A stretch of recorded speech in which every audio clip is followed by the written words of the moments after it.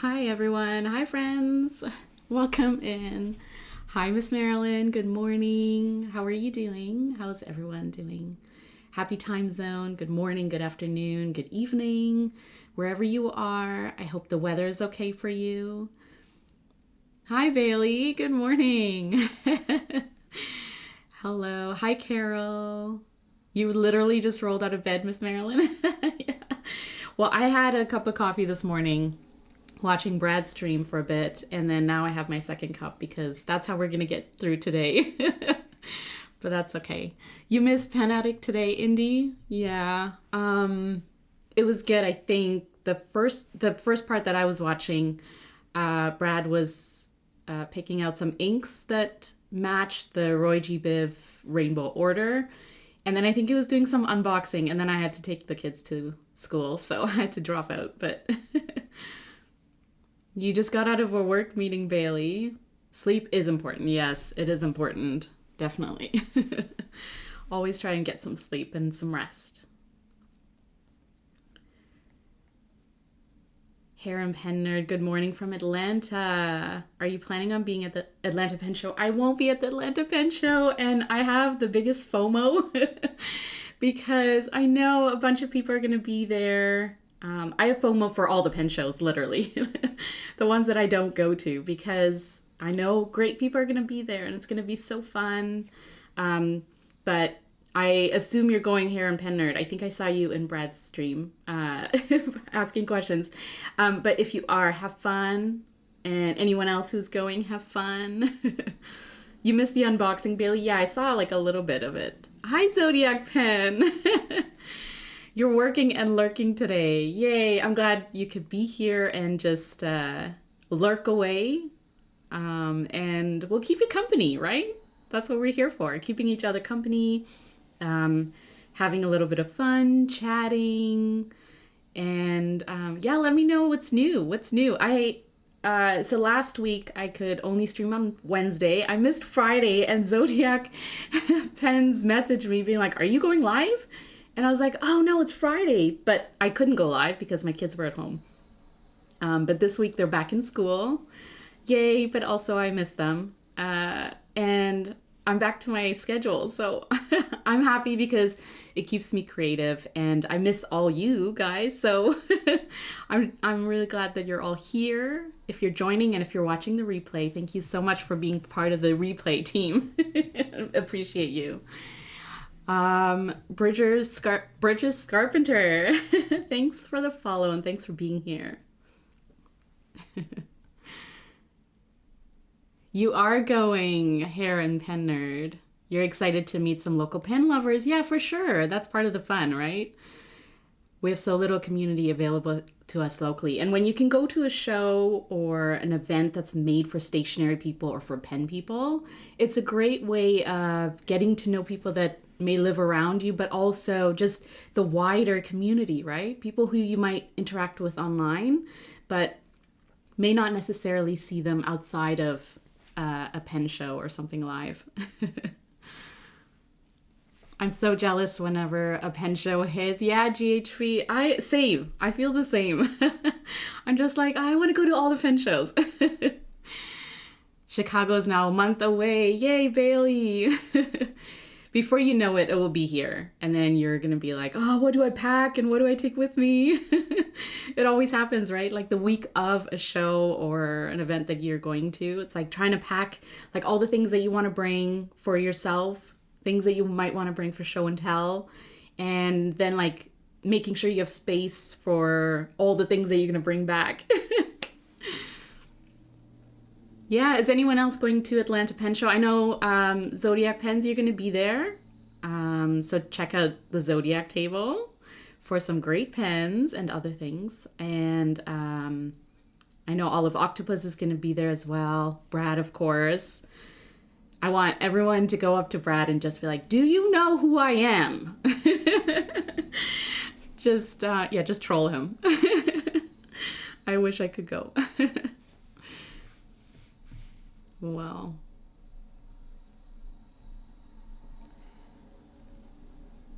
Awesome. Well, thank you all for joining.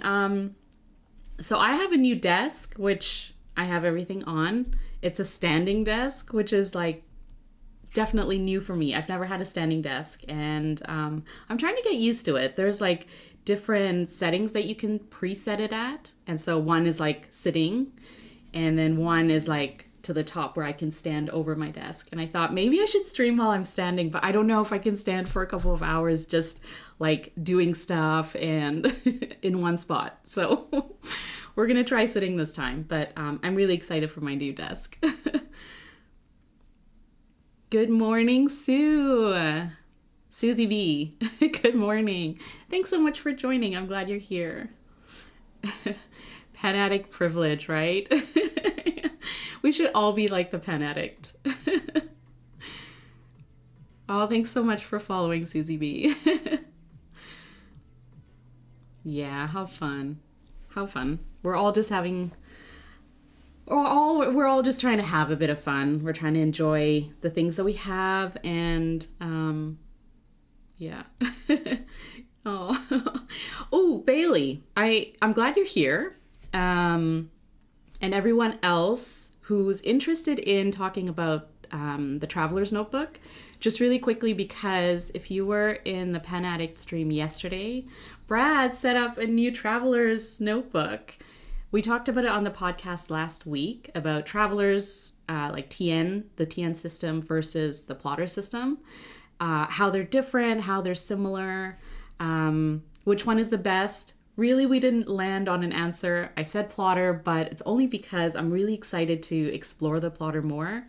I use it for organization and planning, but I want to try and use it more for creative stuff. So, Bailey, I brought my TNs and for anyone else who's curious, just to show you how I like to set up mine to work for like the way that I use my TNs. So you like your Traveler's style planner. Yeah, like, and it doesn't have to be Traveler's Notebook, right? Like, it doesn't have to be from Traveler's company. You can have any kind of Traveler's like notebook style and still kind of make it work for you in terms of the flexibility. I think that's the key part of the TN system, is like the inserts that you can put in and make the flexibility work for you in terms of how many inserts you have, what kind of inserts you have, paper, and then also the accessories, so like pouches and stuff like that. So, ooh, Annabelle opened up her nib grind spots for Chicago. No, that's okay. Sign up. Did you sign up for a spot? Definitely do that. You use the ones you make. Oh, you make some, Indy. Oh, awesome. That's really cool. Yeah, that's awesome. So before we dive in, if you're new here or if you're just meeting me for the first time, I'm Corolla. I go by From Corolla on most of my socials. I am a stationery enthusiast, so I like all things stationery. I love fountain pens, and I love painting. So I paint with paints, watercolor paints. I also like to paint with fountain pen inks. And I like to share my process. So you can find me on Instagram, YouTube. I do videos on YouTube as well. And on Twitch, I like to just show my process and just do like artsy stuff, right? Play with stationery and stuff and hang out and chat all things stationery. So if you have questions, if you want to chat, that's cool. Throw it into the chat. We'll all, talk.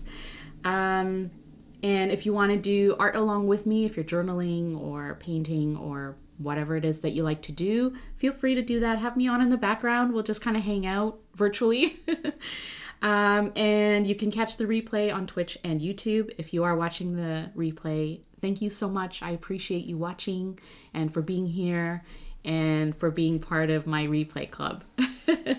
So today, what I actually wanted to go over after I go through my TNs really quickly, I wanted to do some painting. So we're going to do a little bit of abstract floral art, which is what I kind of like to do to de-stress or get some creative time, play with inks, have a little bit of fun. And it's abstract, so there's no real technique per se. I just like to have fun with inks and throw it on paper and then draw. So we can do that together. And I got some ink samples from my friend Galen at Fountain Fountain Pendulum. And you can find her on Instagram and also at a few pen shows. So she's Canadian, which I love, and she has ink vial stabilizers, so like ink vial holders, and like pen trays, all sorts of fun wood pieces that are beautiful. So yeah, we did an ink swap, so I'm going to send her a few inks, but I got her ink samples, and these are a few of them, so we're going to do some painting today. So that's going to be fun. Let's just see chat. I have some TN-sized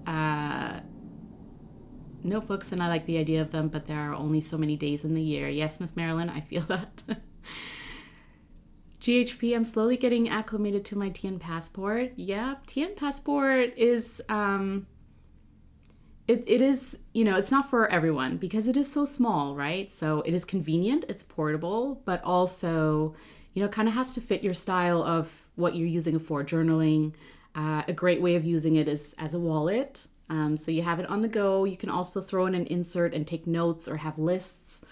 That's a great way of using it too. Kirk Spear is going to be at Dromgoals in 2 weeks. I love Kirk Spears. Oh, Kirk is awesome. Are you going, GHP? You don't know if you want to grind yet or tune? Yeah. Well, think about it, Bailey. You still have time. And I think, I'm not going to speak for Annabelle, but at the California Pen Show, she did have a wait list or like a list if you did decide to get a nib grind at the show. So I don't know if she'll do that in Chicago, but that's something to think about too. You like floral time, Miss Marilyn? Yeah, it's fun. Yeah, I hope you do get a grind, Bailey. You just picked one.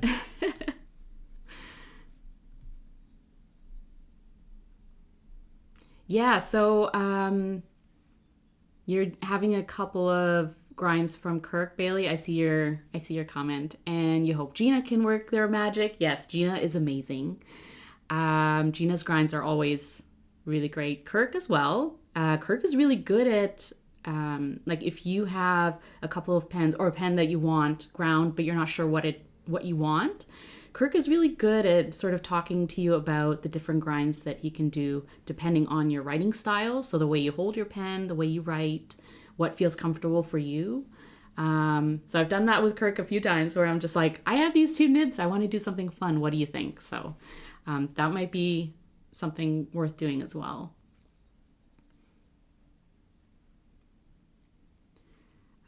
You just got an appointment with Annabelle, Carol? Yeah.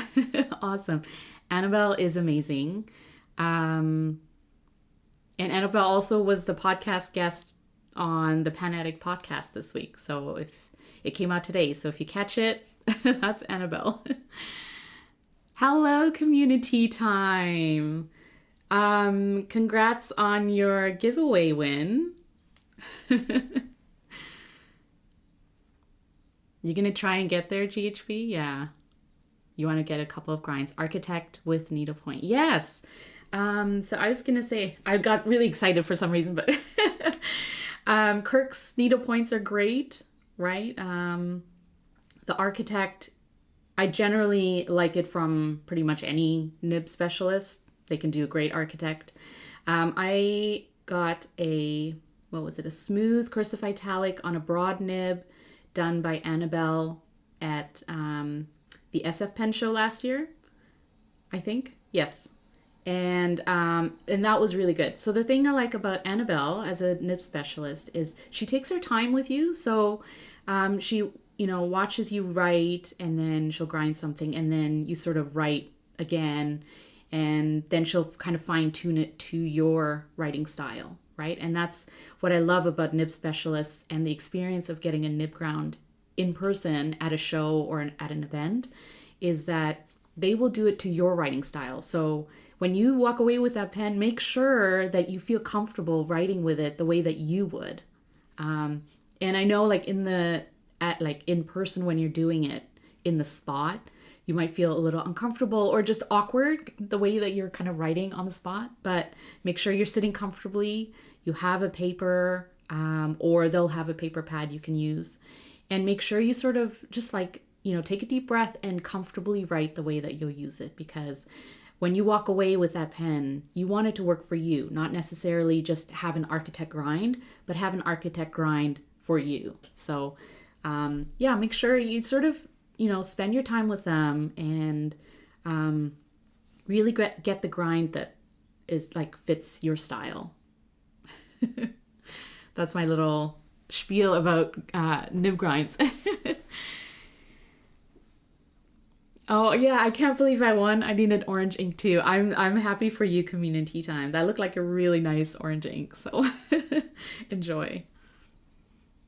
Maybe I'll get a nice pen for it at the Atlanta Pen Show this weekend. Oh, you're going to community time. That's awesome.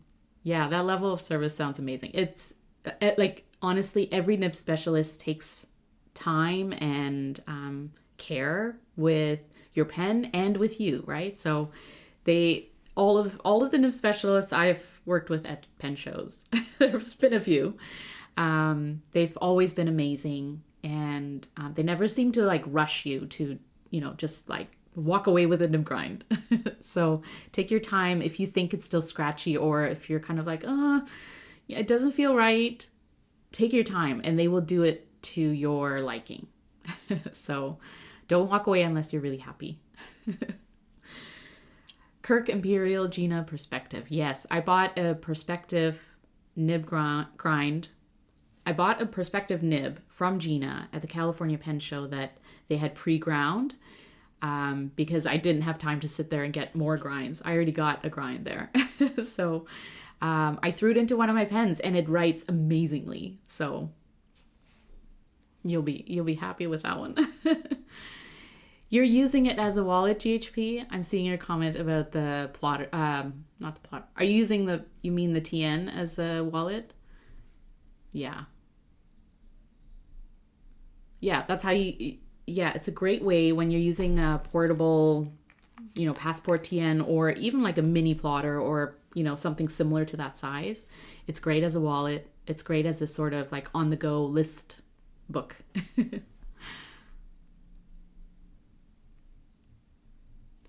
It's kind of frustrating the Atlanta Pen Show isn't as advanced as other shows as far as promoting themselves.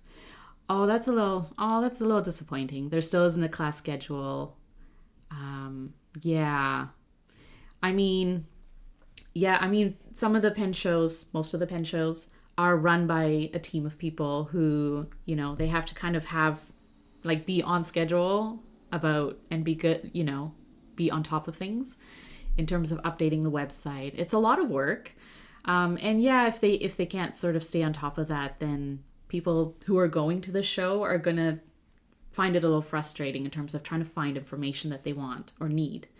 And personally, like, I like to plan out my weekends. So when I go to a pen show, I like to know like when I can have nib grinds done, because you pre-schedule them, unless you do walk-ups. But if you're scheduling an appointment for nib grinds, or if you want to take workshops, or things like that, right? You're trying to like plan out your day and your time there. So I can see how that can be frustrating if you don't have up-to-date information. Nib specialists are typically good at updating their Instagram, putting up a story when appointments are going to go live on their site. So especially with Gina, Kirk, like, they're pretty good about keeping people informed on when their appointments will be available and stuff. So, and Annabelle as well. So you can go on, just make sure you follow the nib specialist that you want to see at the show. And you can always ask them too, right? Like when their schedules are going to be available. And if you're not sure what you're going to get ground, but you know that you're going to get a grind, then my recommendation would be just to like get an appointment and then take your pen with you. And if you don't know what you want to get ground beforehand, it's okay. You can try out their testers at their table and talk to them and then figure it out. Hi, Gamma Gamma. Hi, Eric. How's it going? How are you? Yeah. Community time, you'll have your Twitch handle on your badge. I really do want you just to go up to Brad at the show and just demand, don't you know who I am? I just want you to do that. Because I think that would be the most hilarious thing ever. But alternatively, you could have your Twitch handle, or have like one of the Pen Addict badges. I think someone will, usually Kimberly has them at pen shows that you can purchase. But I think someone mentioned in Slack that they might have them in lieu of Kimberly not being there. And it's just like it's like a pin that says, hello, I'm a pen addict, or something like that. It's literally 5 minutes away, and it's your first pen show. Oh, you're going to have so much fun. I want to get grinds for my new SD and Kaweco Piston Sport Classic. Oh, GHP, did you mention what grinds you're getting or you want to get?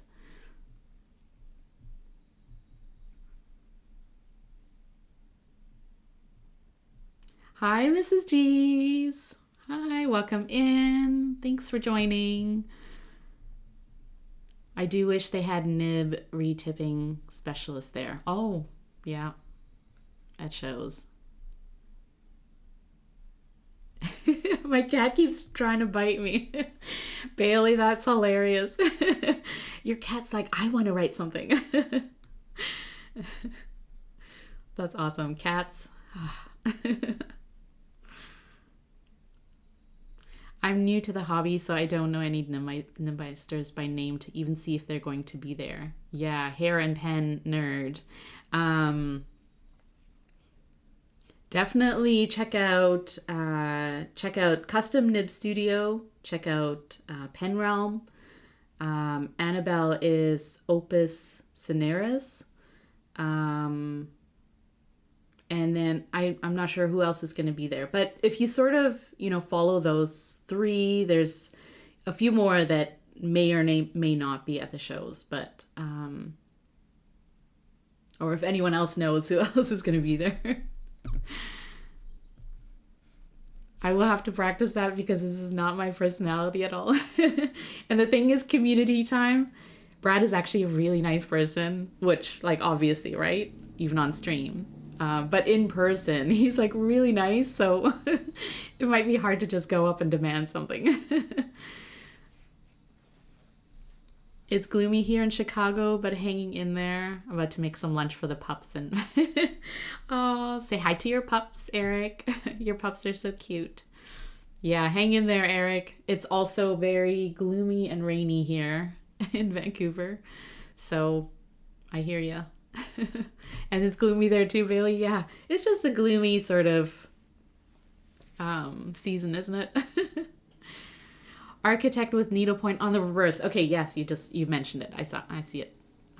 Or just a reverse architect, possibly on the Kaweco. Yeah, that's a good choice, GHP. I got a reverse architect on my Leonardo Momento Zero from Gina at the California Pen Show, and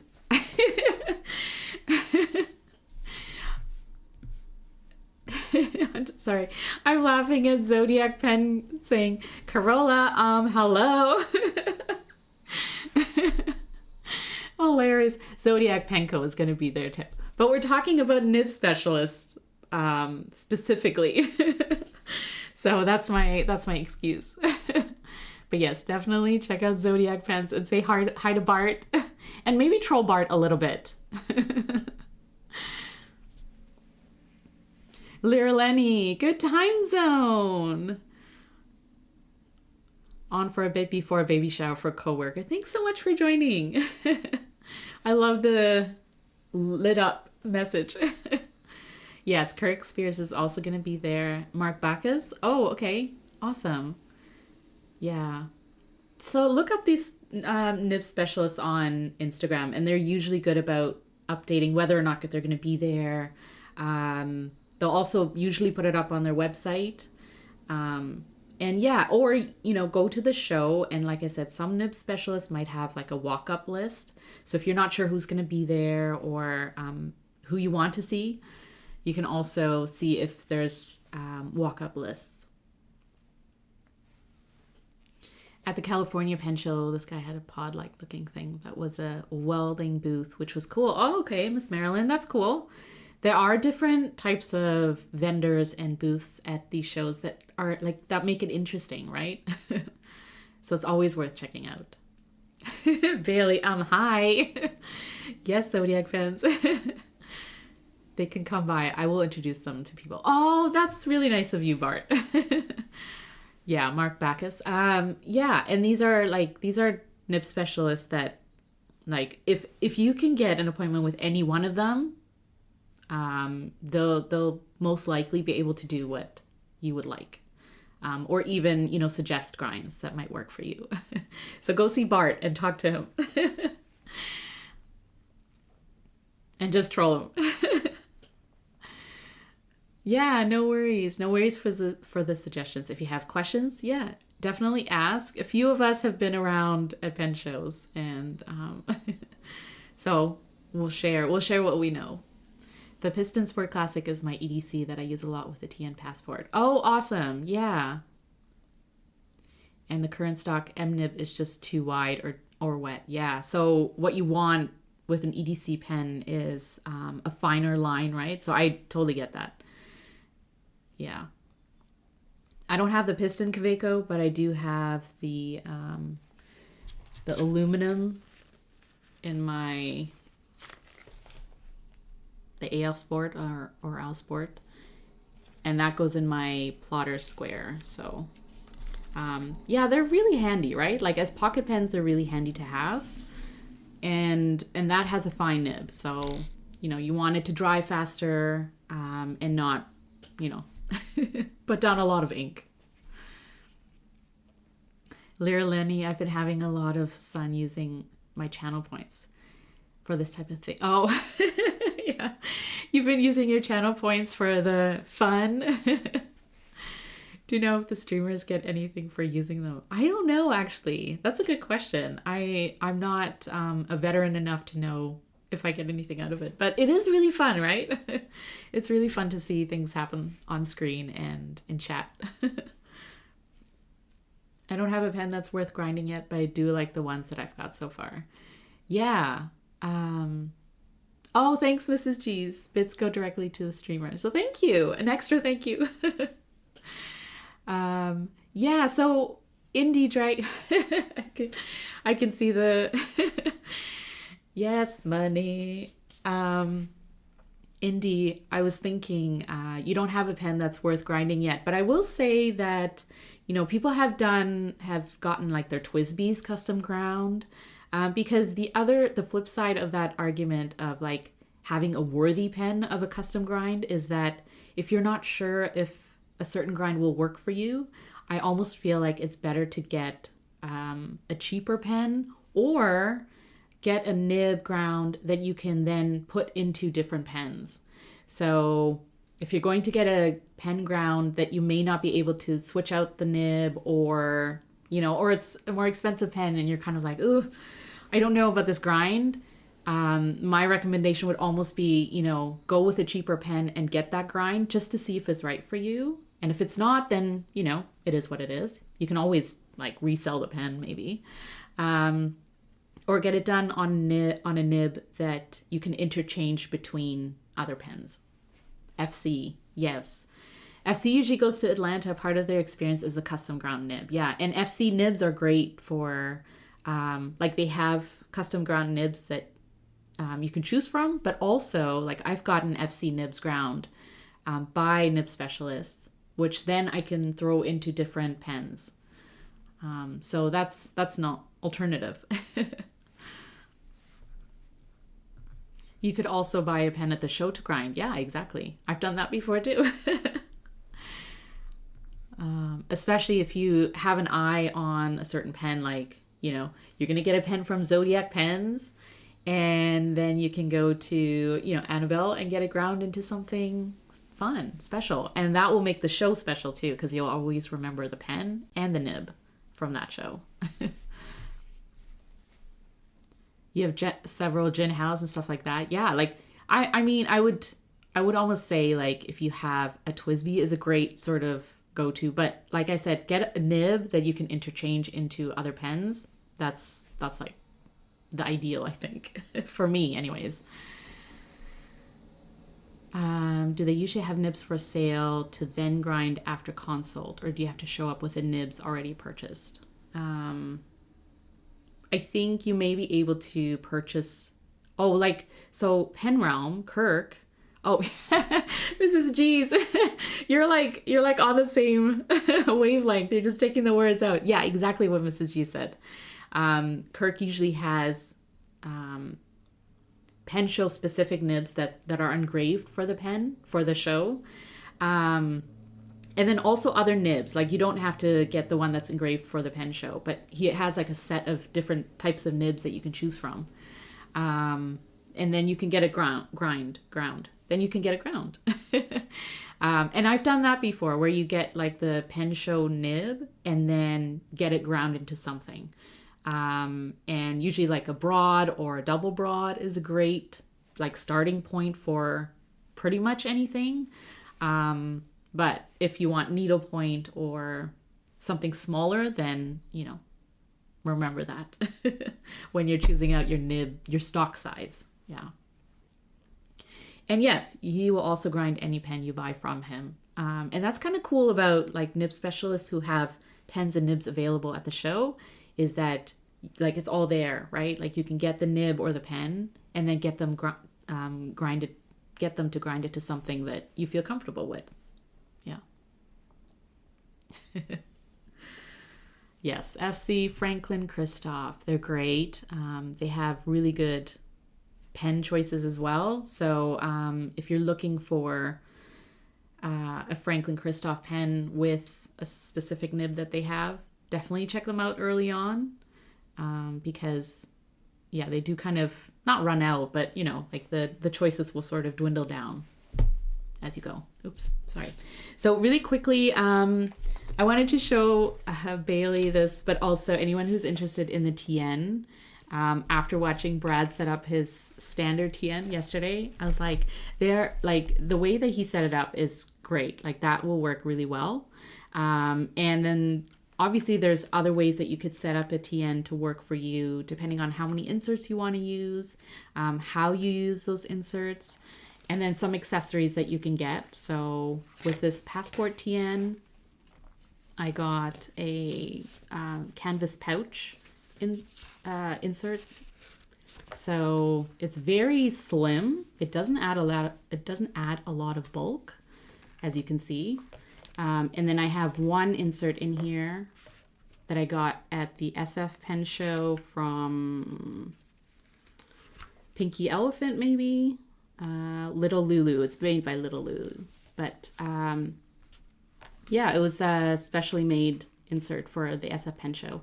And I just have that in there, and it's just like for personal journaling type stuff. But I just kind of started using that insert. But the two, where did I get the pouch? I got it at the California Pen Show at the Travelers Company table. So, and the reason why is because I like a lot of places that carry this pouch are sold out. So, you know, you might have luck getting it from like the Travelers Company USA site or at a pen show. Yeah, you should see if you can find it. Spicy Miso, hi, hello, welcome in, and thanks so much for the follow.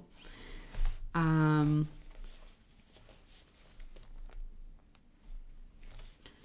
don't even have a TN, but I have a sticker release insert that I keep slipped in my Hobonichi A6 cover. Yeah, like the inserts are useful to use aside from having it in a TN, right? Like they're you can use them for like outside of that as well, and throw them into pouches or throw them into yearbooks. Traveler company stuffs are just a big luxury for me. I get it, Spicy Miso, and it's fair enough. I try not to sort of get caught up in the excitement of new releases, especially from TN, because they do offer really nice covers, but like for me, I don't need them all, and I will only, you know, I'll get what I need and what I can use. So This one is a Kyoto cover, which is like really, really nice. It's from the Kyoto Travelers Factory. And I have an insert in here, but what I wanted to show you is this, I don't want to knock anything over. So this zipper transparent pouch, you can put that into this elastic, right? As sort of like to hold your stickers and stuff like that. But the cool thing about this pouch is that on one side of it, it has this flap. So if you put it into your cover with the zip on the back, then you have this flap on the front, which you can tuck some things in. But what I do is I tuck an insert into the front. So you can slide this right out if you want to use it and then slide it back in. So that way you don't have to keep this insert in the elastic that's in the middle. But what I do have in the middle with the elastic is this accordion insert. And it's basically like accordion flaps. And I use this for like collage journaling for like family photos and stuff. So this cover is basically like family stuff. But yeah, that's another way of using like that zip pouch if you want to tuck inserts in. Yeah, you have that insert? Yeah. They have some good ones on Ali that are not as expensive. Yeah, I mean, there are other options too. Do I want one? Yes. Do I have the money? No. Should you have fun? Yes, of course. So, no, I totally get it, Spicy Miso. And I'm with you in terms of like, you do have to budget out these things, right? Like stationery can get really expensive. And it's the same sort of consideration for pens, for inks, and TNs, plotters. All that stuff can add up, and you kind of have to think about if you want to get like this TN or if you want to find an alternative to see if that system works for you. At the end of the day, it is the system, right? And if the system works for you, then you can find alternatives and get that flexibility to work for you. And you can incorporate it, into how you're using things. And it doesn't necessarily have to be all of the TNs and all of the plotters and all of the, expensive stuff or things like that. But I will say too, once you sort of invest in a TN or like a leather cover or something that's a little bit, more substantial, the good thing is, it will last for a long time. So reusing the covers in a way that you find joy is a way of like, making sure that you get the most out of it, right? Lyra Lenny, thanks for the cheers. I appreciate you. I'm so glad you're here. Making it so fun. How did you have it tucked in there? I missed that, Bailey. Are you talking about this insert? So this pouch, the zipper pouch, right? It's tucked into the elastic. So the zipper part you have in the back, and wait, let me just scroll down.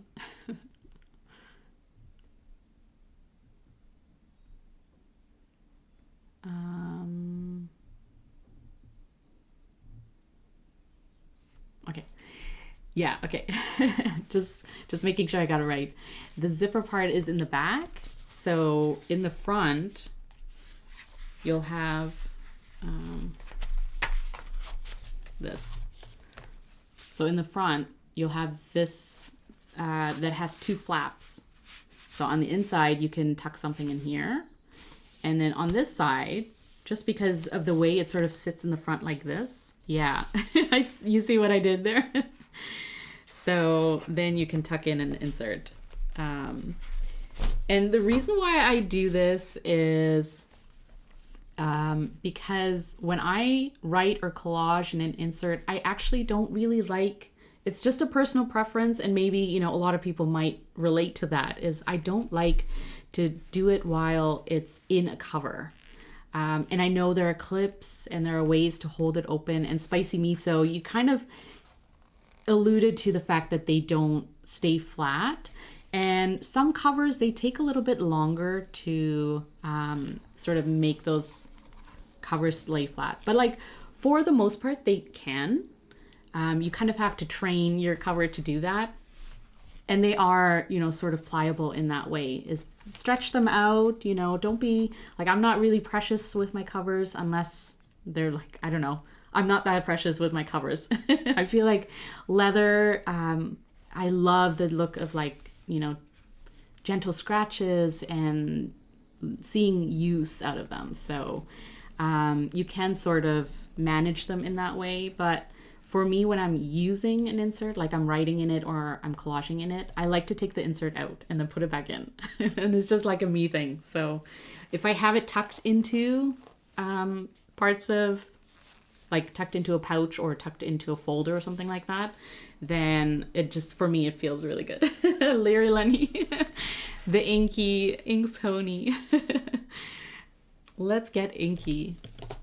Same Susie B, you pull yours out when you use your insert. Yeah, I know. It's kind of, I mean, I like that it's in a cover and it's protected and it's sort of like the cover sort of contains the inserts, but I like when I'm using the insert, I like taking it out and then putting it back in.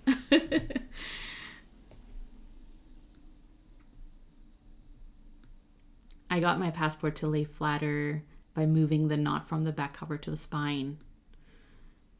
Oh, okay, I see. Yeah, you can play around with that as well. The knot definitely is a little bit of a sticky point sometimes. Like it's a little uncomfortable to, because it, you know, it pushes in. Oh, thanks so much for joining anyways, community time. Thanks for being here. Have a good meeting. And bye, Lear Lenny. Baby shower starting. Have a good day. And you too. Hopefully the weather's okay. I'm spending money for leather. I will use it and want to show usage and age. Yeah. That's exactly it, Spicy Miso. Leather isn't meant to be shiny, and that's my opinion as well, is that you know, obviously when you first get a leather, like something like this, it's really pretty. And take your time and really enjoy that newness, that new smell. You know, I'm not taking away from that at all. That's a really good experience of like enjoying new leather. But once you're over, you know, the newness of it, I love when leather sort of shows the age and just like, you know, like not gouges, but just like scratches and patina, and where it's like really shiny from touching it so much. I love that. Yeah, definitely agree that leather looks really nice when it's like aged and used, right? First client showing up. Gotta go color some hair. Yeah. I'll see you soon here in Pen Nerd. Have fun. Have fun at the show. Can't wait to hear how it goes. Yeah, the more the leather is used, the more it feels like yours molded by you. Exactly. And it's like touched by you, right? So it has like your sort of marks. But okay, so I will show you this one and then we'll move on. But this is my travel journal. So when I go to pen shows, Bailey, this is what I take. This is the airline cover. And it is quite like, I have put 3 inserts in it and then also like a little bit more. So how I'm keeping the inserts in here are with a folder. So 1 insert. This is my collage insert for pen shows. And then I have an insert. Oh, it's a sticker release insert in the middle, held by the elastic. And also, I slid in this folder, but I inverted it. So instead of using it as like a folder to tuck things in, it's the reverse, and it's used to tuck in the inserts. So I have the sticker release in the middle, and then the back of the folder. And then in here, I've tucked in another insert. And this is the insert that came with this cover. but it's basically my insert for stamps. So at the pen show, what I usually do is I either stamp them in here or I stamp them on a sticker sheet. And then later I will cut it out and add it to like either my collage journal or somewhere else. So I kind of like, it doesn't look organized or anything like that, and they're not all perfectly stamped in there, but I kind of like flipping through this later and, seeing the different stamps that were there. So that's how I fit in 3 into this cover by using a folder to help. And then in the back, I have this clip that holds this pencil board, and that covers the knot, which we've been kind of saying is uncomfortable to have in there. So this pencil board sort of covers that up, and then I stuck a pencil or a pen loop. And I think I got this from Eric's shop, actually, Amarillo Stationery. I love these pen loops because the elastic is actually adjustable. So if you can find an adjustable elastic for your pen loop, it's kind of useful for like chunky pens or fountain pens too. Like it's hard to find pen loops that you can fit regular sized fountain pens in. So heck yeah. Yeah. Thanks, Gamma Gamma.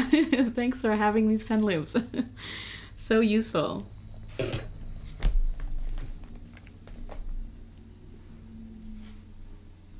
Yeah, do you still have them?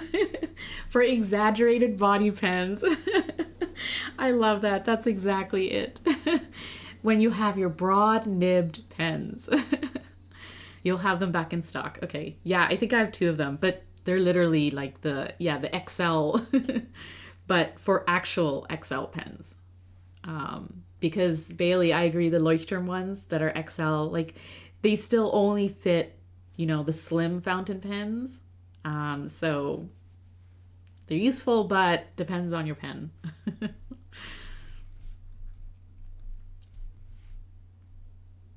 You might need to bring sticker sheets. Definitely do that. I think a few people sort of, if you talk to them about pen shows and what to bring to pen shows, sticker sheets is like at the top of the list.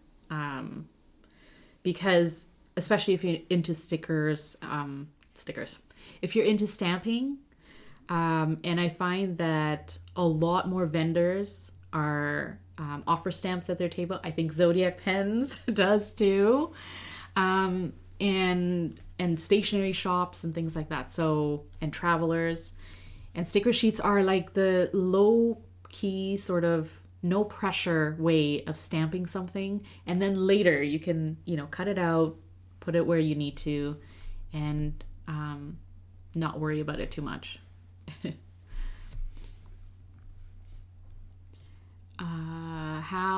How's the binding? They look like they've been stapled. Oh yeah, I mean, spicy miso depends on what inserts you get. Some of them will be stapled, and some of them will be stitched. So it does kind of depend on the insert that you're getting and where you're getting it from too. Yeah, if you have the craft folder, that's one way to use it, is to keep your inserts in. You thought of fitting it with Midori B6 Slim or A6 Spicy Miso? Yeah. I think the B6 Slim will fit. I think I've tried that before, but obviously like height-wise, it's not going to be perfect to a TN. But it'll be fine if you want to use it that way.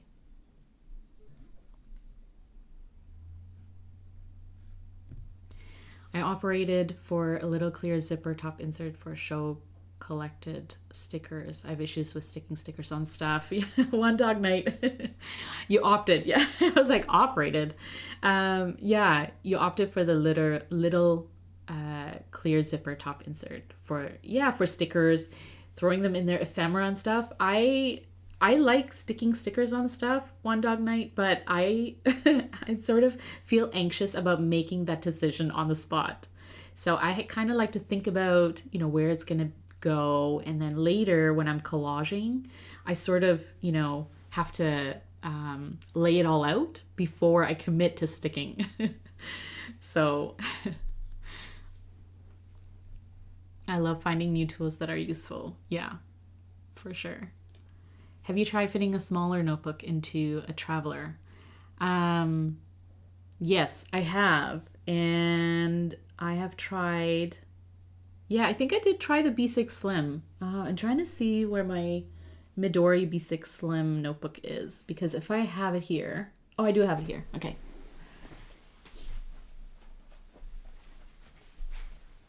So this is the Midori B6 Slim. And I'll show you what it would look like if you had it in a TN cover.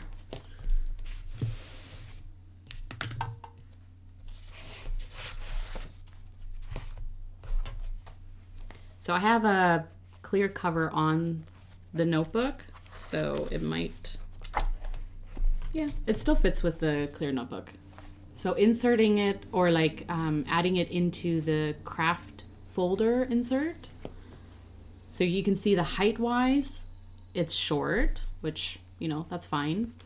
Let me take out let me take out one of the inserts. And then width wise, it's fine. Like the cover will totally cover your notebook. So your notebook's not going to hang over.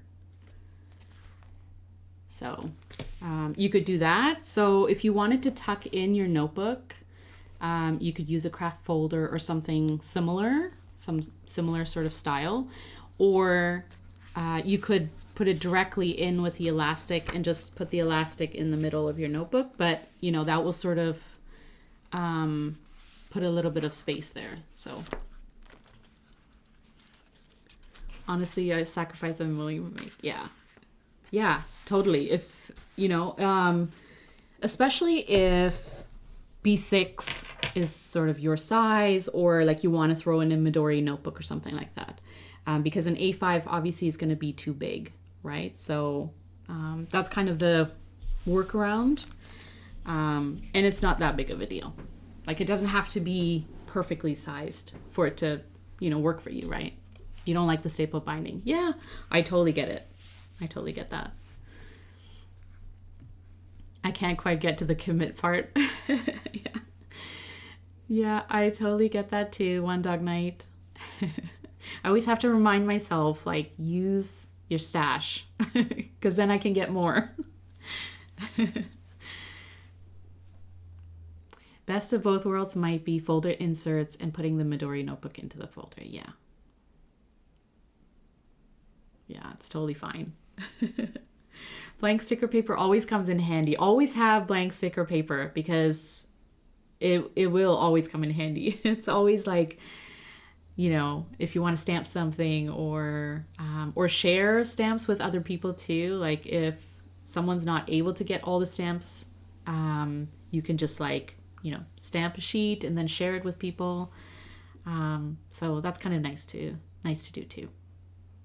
Don't be afraid to use your tools. I know it's a sticky point, isn't it? It's kind of like, we love acquiring things because they're, you know, cute and beautiful and they match our style and stuff like that. But then there's that extra added step of using it or like, where do you put it? And then if you put it somewhere, you know, is it stuck there forever?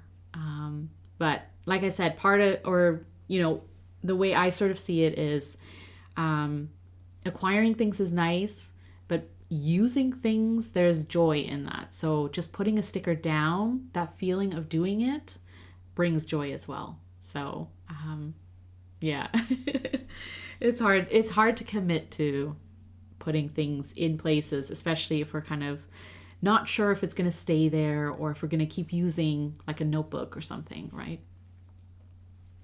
You're excited to find vendors with stamps at their tables in Atlanta? Yeah, I think there's going to be a few vendors. I feel like it's a trend that sort of, I'm really happy that vendors are doing that, because it's a way to engage at their table without, like, you know, because some people feel uncomfortable standing at a table and talking directly to a vendor. Especially if it's your first pen show, or if you don't know the vendor, You know, I literally walked up to Bart and was like, "Hi, Bart. I know a little bit about zodiac pens, but let's talk." But I like that if they have stamps or, stickers or something like that, where it kind of like you can sort of talk about that, or while you're stamping your sticker sheets, your sticker paper, you can sort of talk about like what they have at their table and get to know them a little bit. You won't have a crappy stamp, Bart. It's a good stamp. Don't even think about looking at them. Oh, yeah. Just buy the stickers, buy, your stationery stuff, and just put them away. Don't look at them. Yeah, you can always get off-brand TNs or other systems too, if that will help. If I really like a sticker and I'm not sure where I want to put it, I will scan it into my computer and make copies of it. Oh, I'm not. Well, now that you've shared it with us, Miss Marilyn.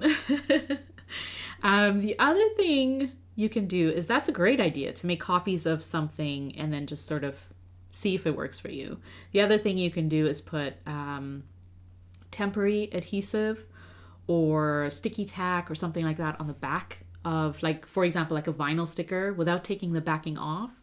Just put like a temporary adhesive on the back and then stick it onto what you want, what you think you might want to put it on, and then see how it feels. Or if you're using, like, if it's on a notebook cover and you're using or if it's on a notebook and you're using a clear cover on top, just sort of tuck that sticker in there. So you don't have to actually stick it on anything. These are all workarounds. You've got a little notebook in my passport TN just for this. Yeah. Definitely. Stamping is so fun. That's how you're going to talk to, yeah, that's Bailey at the Chicago Pen Show. Hi. How are you? Let me show you my TN that I brought. You can always show them like what you're into, right? These are the pens that I have. Oh, yeah. Show and tell at the pen show. Or, if you meet, like if you're going to a pen show and, well, there's two things you can do. Go to a pen show and find someone you know who knows other people. So now that you know Bart, go to the Zodiac pen table and then ask Bart to introduce you to people who are around there, or point out who you need to go to. For example, like a nib specialist or something. And then the second thing is, you can find people like Brad who are just like, they're walking the show floor and they're more than happy to help you. And I would do it at a pen show too, is you walk up to them and just kind of like, don't introduce yourself, just say, you know who I am, right? But introduce yourself, and then just like ask them, like, can you show me where I could find this? Or can you show me, like, what should I be looking at? Or things like that. And then they can just walk around with you, right? There's always sort of like, it feels, sometimes when you're in a group or when you're with another person, it doesn't feel as overwhelming or daunting to go up to tables and just like talk to vendors. So you could do that. Time to make dinner, Mrs. G's. Happy lurking. Instead of playing with stationery, go make dinner. And then the other thing too is, if they have like after hours or like social time, you can always sort of mingle there. And then if you see vendors that you recognize or you've seen at the show, you can always sort of like low key, right? Like socialize, ask questions, and talk to them. What you making? You're terrible at names. Yeah, I tend to be pretty good with faces, but names are, but I always do look at the name tag, or, show my name tag so we could kind of like reintroduce ourselves. I get the thin magnet sheets and stick the sticky onto the back of the sticker. Oh, yes. then stick the magnet into something, and you can always take the sticker off the backing. Yeah, for sure. That's a great idea too, One Dog Night. There are ways around it for sure. Of like committing to, you know, to sticking on something and then maybe regretting it, or, you know, maybe wanting to put it somewhere else. But the vendors are drunk. That's the best time to talk to vendors, is when they've had a glass of wine. Right? Get them a drink. Yeah, definitely. Get them a drink, get them, you know, socializing, and then talk to them about this stuff. Stop drinking ink. Honestly, the burgundy inks and, you know, Bordeaux. I always have my phone out, so I'm always writing people's names down. That's a great idea too, Miss Marilyn. Or you can ask, like if you have your TN or, you know, a notebook with you, you can ask people to sort of sign your book. And then and then sort of like, you know, introduce each other that way as well. Also, tip for the regulars, if you see someone hovering near the group and looking uncomfortable, call them over, yes, and introduce them to everyone. Exactly, One Dog Night. That's always, you know, if you see someone sort of hovering and like being awkward, you know, just like, because they're not sure if they want to insert themselves in the conversation, or if they're kind of, if they kind of want to hang back. It's always a good idea, like, especially if you're in a group of people, it can be a little intimidating to just go up to a group.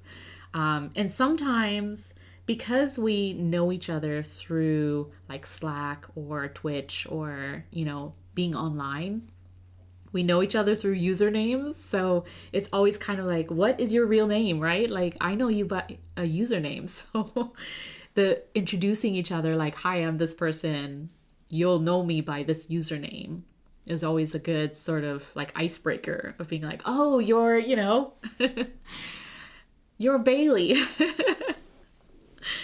Although I would just say, hi, Bailey. You were trying to say buy them a drink. Yeah, no. What you were trying to say was, was you would just be having a drink. Buy them a drink, or bring a bottle of wine. Or a bottle of ink, and see if they'll drink it. No. Yeah, sign my book for sure. I know people who do that, and it's kind of a not maybe at pen shows or most stationery events, but at planner conferences, it's like the thing to do. It's you bring a book or your planner or your journal, and you get people to sign it, and that's a way of remembering like who you talked to, who you hung out with, who was there. And then also I like to bring like my favorite pen or a fountain pen or something for that reason too, is if someone wants me to write them a note or something, I can just pull out my pen, you know, and we can have a conversation and stuff. So it does happen at planner conferences and definitely should be happening, you know, at other events too, is just, you know, whip out your TN or your notebook or whatever, and have people sign in it. Or if they have stickers, you know, you could sort of throw that into your notebook as well. And if you're One Dog Night, just throw it into like your zip pouch or whatever in your TN. And then, yeah, later you'll kind of make that connection with who you met, who you saw, and the things that you kind of like shared. And I usually bring stickers to pen shows. It's like you don't have to, but if you wanted to introduce yourself to people, you could always, you know, exchange stickers. You can exchange like washi cards with washi samples on it, like anything you're into. Or if you're like Olive Octopus, you bring ink swatches, right? And you share those ink swatches with people. That's a great icebreaker. And it's also like a great conversation tool, right? Because then you can chat about that stuff. And we all have that like stationery in common. So it's not hard to sort of, you know, offer things and and talk. You're really good at introducing people, Miss Marilyn. That's good. We should always have people that, you know, that like to connect people. And it's a good thing. Can I buy you a sample of ink? Yeah. I have some samples of ink. Would you like one? Hey Bart, would you sign my book? Yeah, for sure. You can use one of his pens too. Ask him to ink up one of his pens to sign. You always bring your stamp and your card in case people don't do cards. Yeah, that's good. Oh, so you have a stamp. So yeah, for sure. Like if you have a stamp or I do too. But if you have like stickers and stuff like that, you can always share that stuff. You're making inkwells and stickers. Oh, that's nice. That's awesome. Yeah. I hope I can use the pen he's supposed to make for me. Well, we'll see. We'll see. We'll see. Status of your pen. Who knows? Okay, so an hour later, have to head to a work meeting. Oh, GHB, thanks so much for joining. Yeah, it was fun. We'll catch you at another one for sure. I have a friend in Atlanta that is very active in the local pen club, so I can certainly introduce her to anyone. Yeah, for sure. See, that's really nice part. Especially if it's your first pen show or if you don't go to a lot of pen shows. And if you're local in the area or you can sort of access it afterwards, meeting people that are in the community where you're going to is great because you can sort of, from there, you can connect with them and go to pen club meetings, or stationery meetups, things like that. That's always like a good way of extending your time at a pen show, is meeting people that you can then meet up with later, right? Yes, with a seafoam abalone pen. Oh, that sounds so pretty. I'm sure that's going to be a really great pen. So the inks that I wanted to paint with while we chat are inks that, they're ink samples that I got from Galen at Fountain Pendulum. And so I picked out a few or 6 that I kind of want to paint with because they're like really pretty colors. So that's what we're going to do. And so I'll tell you which ones they are. This is Kobe Akashi Museum Gold. So I'm just going to put a few drops into my palette.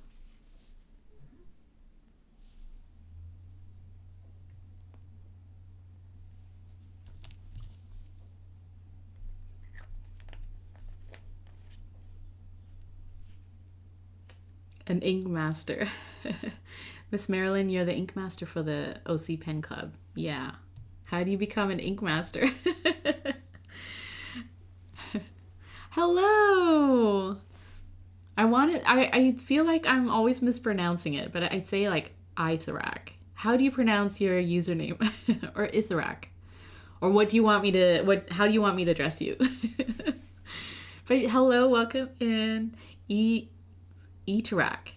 Is that right? Itharak? That's my Canadian accent. There you go. Oh, good. Okay, Itharak. Thank you. I house the ink supply for a club, and there are over 500 bottles and samples. That's a lot of bottles and a lot of samples. Oh, you're Canadian too. I wonder if you've mentioned that before, but oh, that's so cool. So you know. Awesome. Are you on the East Coast or West Coast? Or Central? QC. Ah, okay. Gotcha. So you're closer to Ontario. I used to live in Toronto for 30 plus years. And yeah, so I spent most of my life in Toronto. What inks are you playing with today? So this one was, I'm playing with ink samples. So the first ink that I'm using is Kobe Akashi Museum Gold. The second ink is Robert Oster Gold Antiqua. And I have numbered them and written down what they are because Galen had these labels stuck on them, like sticker labels, but they kept peeling off and just like sticking to each other. And so I decided to just like take them off, and then I numbered them on the top there.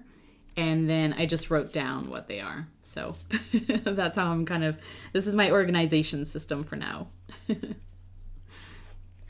I'm no longer in Toronto. I'm just outside of the Vancouver area, so in BC. And I moved here about 5 years ago in 2020. And I've been here since. So anytime, like my family is sort of around the Toronto area. So anytime I can fly over to Ontario is always fun because I can get to see my family.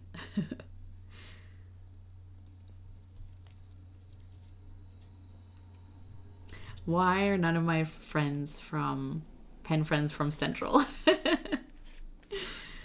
Oh. You're kind of Central USA indie. There you go. I love Robert Oster Rose Gold Antiqua, but it only works with wet flex nibs and dip pens. Oh, I see. So it does depend on the ink sometimes. Yeah, for sure. Nice weather, but rainy on the West Coast. Oh, for sure. If there's one thing that differs from Ontario and BC, it's definitely the rain. And then the other thing I will say is we don't get extreme cold on the West Coast the way that I'm so used to in Ontario.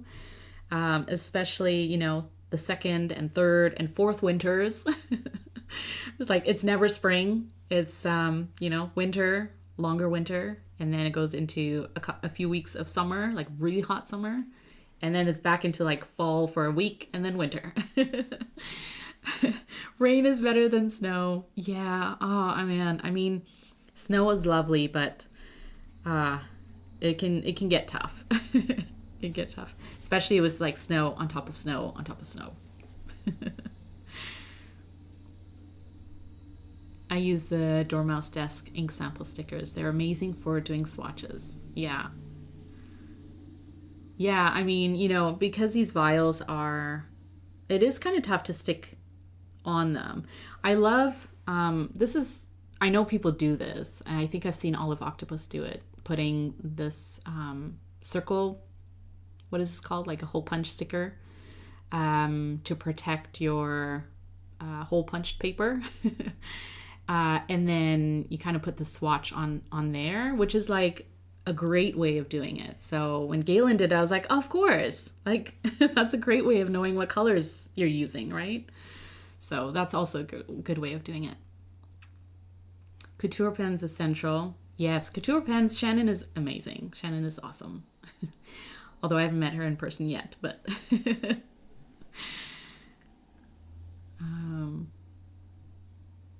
yeah, that is their Instagram name, Couture Pens. You're in the middle of nowhere, an hour from the Canadian border, close to Winnipeg, Bailey. You do come over to the border, or over to Winnipeg, don't you? Hole reinforcers. Thank you, Miss Marilyn. That's what they are. Hole reinforcers. I think it's a great idea to put the ink swatch on there. Just so, like, even if the label comes off accidentally, or just to remind yourself what the color is, right? This ink that I just put into this palette is the Dominant Industry Wonder Pens collaboration ink. It's called Ginger Chicken, but it's a shimmer version. So it was like a limited event release, I think, for Scriptus last year or the year before, something like that. Yes, I love Ginger Chicken, and I have the standard ink, but this shimmer ink was kind of like a limited release from them. So sad it went away. Yeah, I know. But yeah, so I'm glad that I was able to get a sample of it because it's fun. It's a nice orange, and the shimmer is really nice in it too. So you've been waiting for them to remake Ginger Chicken. Yeah, they sort of go through batches of them, right? So if you miss it, I've missed it like a few rounds. And then I don't know. It's gone forever. Like, is it gone for good for sure? Because that would be sad.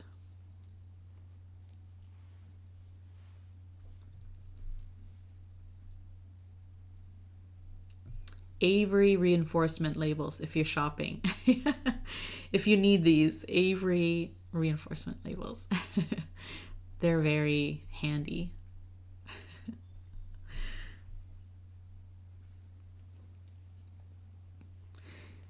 You got it in a Nautilus with a stub nib and it flows really well. The ginger chicken with shimmer. Oh, that's good to know. Yeah, I wasn't sure how the shimmer would behave. Although Dominant Industry, I do have other shimmer inks from them, and I like them. So it's good to know that it actually behaves well in a pen. So these two inks that I just put in, this one is Lennon Tool Bar Bubble Tea. So it's like a muted sort of beige color. And definitely does remind me of bubble tea, so we'll see how that is. And then this one is Pelikan Rose Quartz. So I guess that was their ink of the year a couple years ago. And I don't have that, so a sample of that. And then the last one I'm going to use today is the Pilot Iroshizuku Murasaki-shikibu. So it's like a really nice purple. You have 3 bottles of rose quartz. Yeah. It is a pretty ink, or seems like it anyways, so we'll have some fun. Oh, that's really nice of you, Miss Marilyn. Thank you. Yeah, you had no issues with ginger chicken either. That's good to know, Bailey.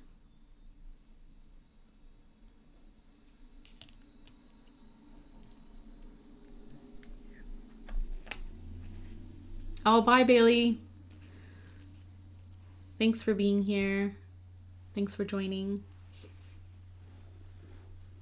You've had ginger chicken in that pen for over a month and not a single clogging issue. That's really awesome. Vanessa cranberry sauce.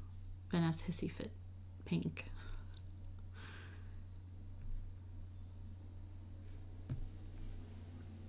Is rose quartz Edelstein? Yeah. Yes, it is.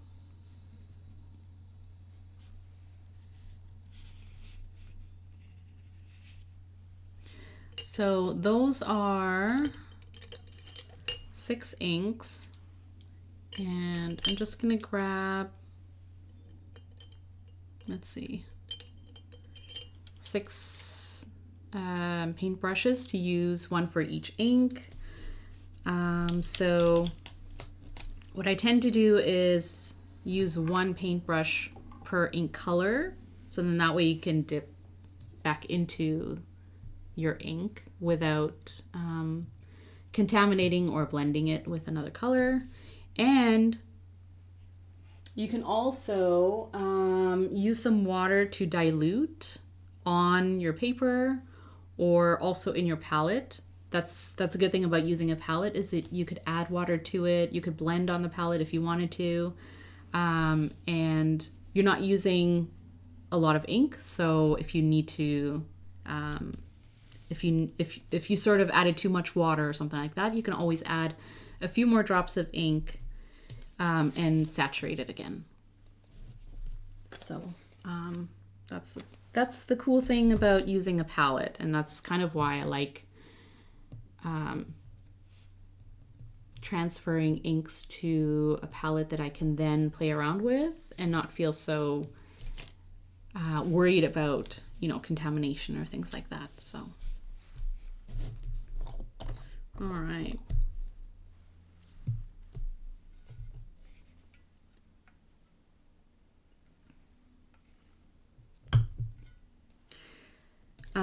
So what I usually do is I usually start with, especially when I'm playing with inks, I usually start with the lighter colors and sort of just put them down on paper and get a feel for their shade and the different properties, especially if they have shimmer. Then I can get a feel for like what color the shimmer is, how it behaves, any secondary properties, and just kind of play with them and go from there. So this is watercolor paper. It will absorb a little bit more ink than, your standard sort of Tomoe river paper or other papers, just because it's heavy stock. And but the great thing is you can add water to this and really play with it and really paint with it. So if you sort of put down ink, and especially if it's really saturated ink or inks that have a lot of sheen to it, you can add a little bit of water to mute it a little, to dilute it a little bit, and so you're not, using a lot of the ink.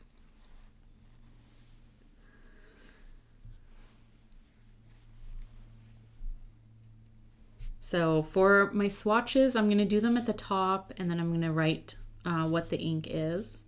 But once I have that swatch, I can kind of just play with it on paper. This is the Lennon Tool Bar Bubble Tea color. It's really nice. It's like a really pretty, it's like a muted tan or beige. It's really nice.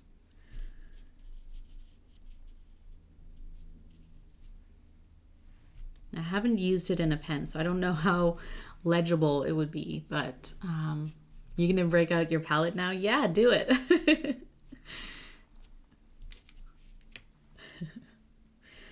So that's fun. It's a lovely shade for sure.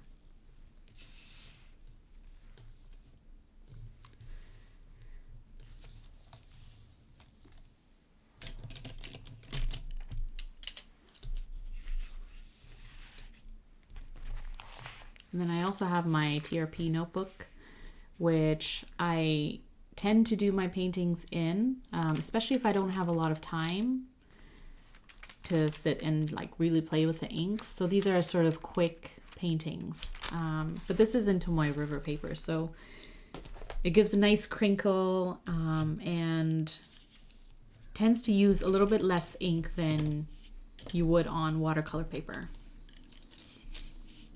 Does the Lennon Tool Bar lighter inks feel dry in a fountain pen? That's a good question, because actually I think I've only tried 1 or 2 Lennon Tool Bar inks, and I feel like they were dry. I'm trying to remember. It was like it was a tea related ink. It was like a brown, like a nice caramel brown color. I can't think of it off the top of my head. But it did actually feel a little bit dry. So like a broader nib might be the answer.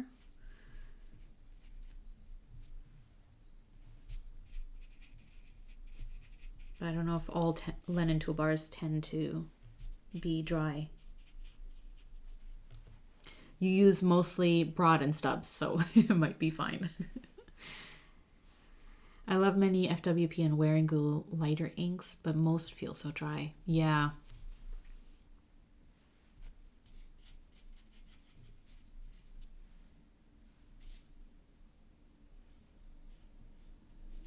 And the thing about using lighter shades that are dry, obviously, is that it's harder to get them to look legible, because you're not putting down as much ink, but there are already light colors, right? So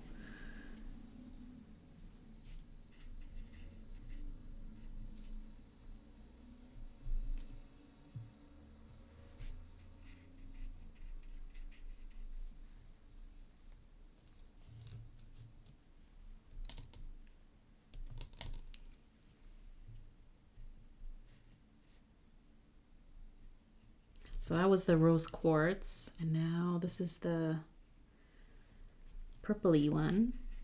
Which one did I say it was? Pilot Iroshizuku.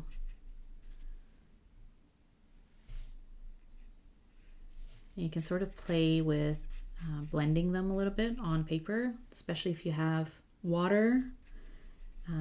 It's kind of just like how you would use watercolor paints, or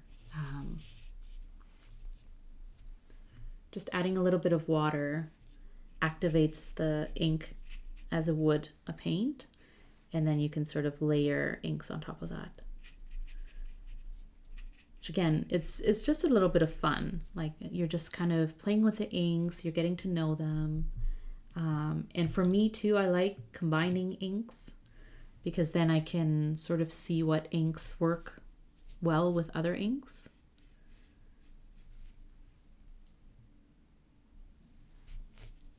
So if you like to match your inks, like if you like to have a nice matchy palette for your currently inked fountain pens, this is a great way of seeing if they go together, like if they'll make a nice palette for you. Well, legibility is not my main issue. It is the harsh feel on the paper. Call you sensitive. Yeah, no, I know for sure, dry inks is, regardless of what nib you're using, if it's too dry for the pen, it gives you that like scratchy feel, right? So I personally like smooth nibs. Unless it's a grind like a cursive italic or something where I want it to give me that feedback for the style that I'm writing. So if you're doing like calligraphy, or you want it to feel like a dip nib, that's different because it's ground in a certain way that you have to use like an optimal angle. But yeah, if it's like a regular like stock nib, or just like a regular smooth nib, you want that smooth feeling, right? So you get that dry ink and it's like, oh. Do you have a favorite ink, or like a favorite wet ink that you prefer, Ethrak?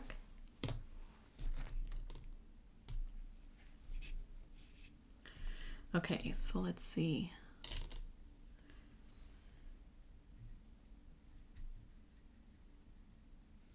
I'm going to add a little bit of that gold Robert Oster as like an accent color for the flowers.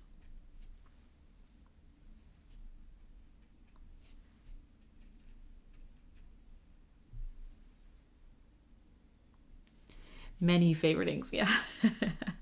No, I totally hear you. One of my favorite wet inks, off the top of my head, is Diamine Writer's Blood. And I put it into my, I'm going to show you something. I put it into my Esterbrook SD Raven, which has a stock broad nib. But for some reason, that ink, Writer's Blood, looks great in the Raven because the Raven is a matte black pen.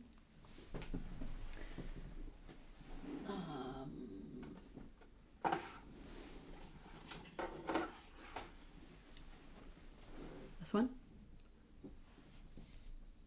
And then this with like a deep red color is like such a great pairing. And Writer's Blood, you bent down and your headphones fell off your head. Oh no, I hope you're okay. Diamine Writer's Blood. So I'm going to show you, let me see. There we go. Okay, so can you see my my screen here? In terms of color, feel, and flow, my top three have to be Pelikan Edelstein Golden Lapis, yeah, J.R. Ball 1670 Turquoise, and Robert Oster Australian Sky Blue. Ooh, cool. I need to look those up. And in my Mag 600, ooh, that's nice, the Mag.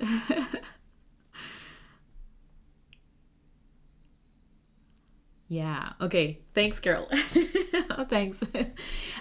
So this is, I'm on Substack, and on Substack, I try and share a little bit more long form written content. So like blog posts on stationery and like, inks and things like that. So I do this currently inked, but what I call notably inked, because I have about 12 to 15 currently inked pens per month. But of those, I think 6 are kind of like consistently inked. So those are pens that I will use consistently because of the nib, because of the ink, and because I use them for specific purposes. So aside from sort of 6 that I always have inked, the rest I ink up based on like the nib that I want to use for that month, pens that I may not have used in a little while. So I kind of, want to feel writing with them again. And also the inks that I want to play with. So every month I kind of pick out some pens and some inks that I want to play with, and I ink them up. So those are my notably inked. So this Substack post I released on this past weekend, so on Saturday. And it's basically like pens that I have inked up with the nibs and the inks, and basically a writing style and stuff. So yeah, the Skogsy Choya with the Amarillo Stationery Toasty Joggers. That made me happy because it's so bright and fun and chunky.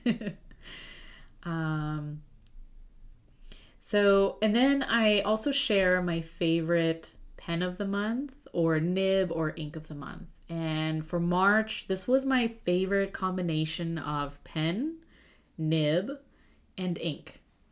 And it's the Franklin Christoph 46 with this, I forget what it's actually called, like the body of it, but it's kind of like a cracked ice look to it. And I think it's called antique glass. And it does have that sort of antique, like cracked ice or glass look to it. And it's so, so pretty. But the nib that I had in it, here we go. The nib that I had in it, or have in it, is a medium cursive italic from Franklin Christoph. And it's ground by Nagahara. And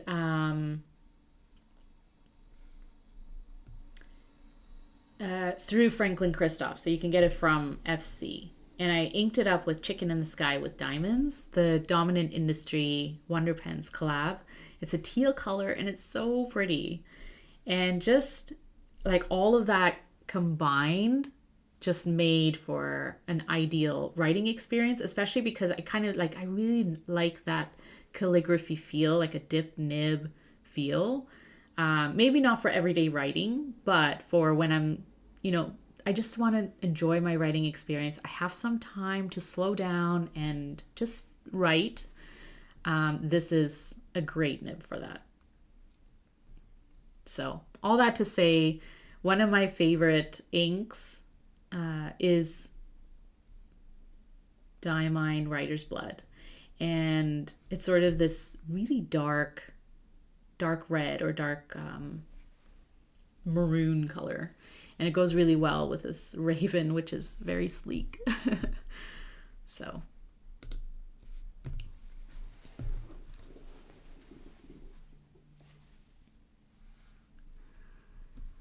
You have a bottle of Writer's Blood? Yeah, I feel like it's a great ink, but Oxblood is also a great ink too, but yeah. I heard so much raving about Writer's Blood and Oxblood, but alas, I find these too dark. You find them too dark? Yeah, I get that. I like the Writer's Blood in this specific nib and pen, because when I'm writing and I sort of get like long form writing done with it, I see the properties and that ink color, whereas maybe like with small writing samples you might not see like that maroon color coming through. So for me, it's definitely in that pen for like I do stream of consciousness journaling, which is just like writing down my thoughts, getting words on paper. And when I look back on like a long form piece of writing with that pen and with that ink, it's really pretty. It's a really nice shade. Yeah, you plain water. Hi. You love Nagahara's grinds too. Yeah. There it is like I put in that post that it's kind of like a sharp grind, the cursive italic from Franklin Christoph. But it's because like I wouldn't say it's like scratchy or something like that, but you do kind of have to have that angle. It has to hit it right on the paper. And when it does, and you sort of get that writing, you know, that it's meant for, that it's ideal for, it feels great. And it looks great too.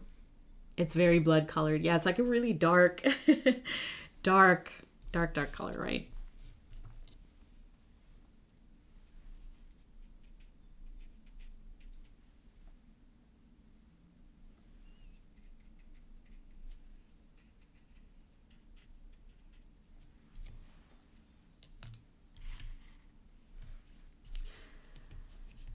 So we have the ginger chicken shimmer, and then we have Kobe Akashi Museum gold. So I'm going to add a little bit of ginger chicken to this. There's something really nice about shimmery orange inks.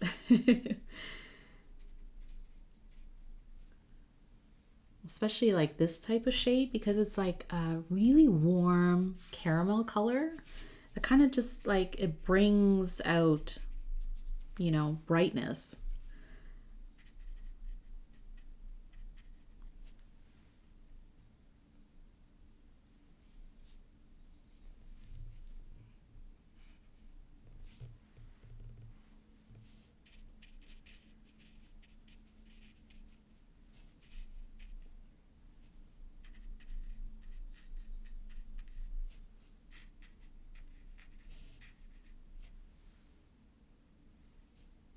Just kind of adding it throughout,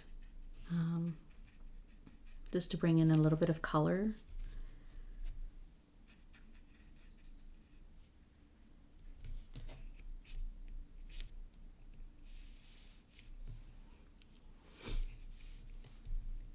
Also Golden Barrel.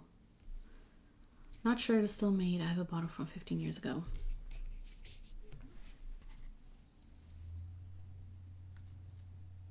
Yeah, some inks, they either, even if they do remake it, sometimes they won't come back the way that they were. So if you have a bottle from 15 years ago, definitely enjoy it. Because it might not be the same if it is still available. And sometimes, yeah, they'll go away, which can be sad.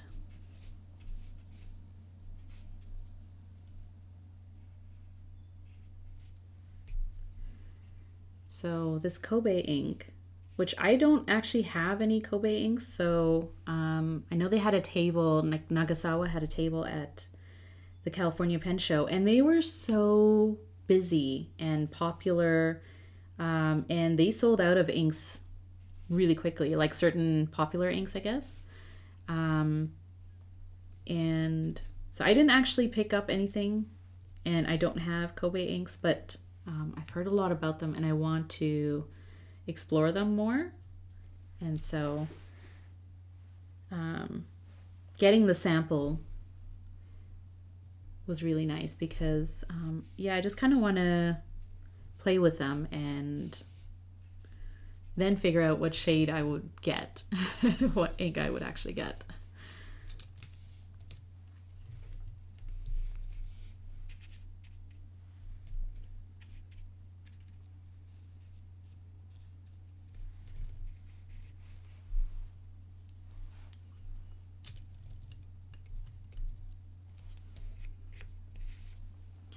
So I had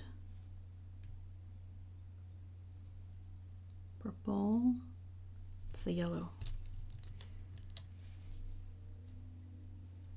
There we go. Okay, so we have our swatches. And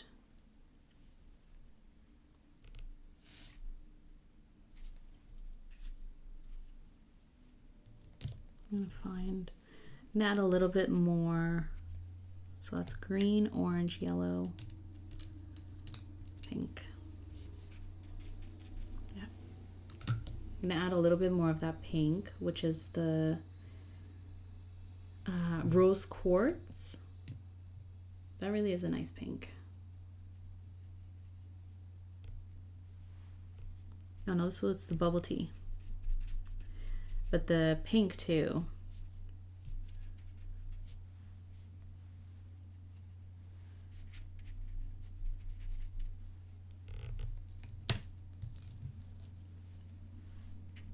Yeah.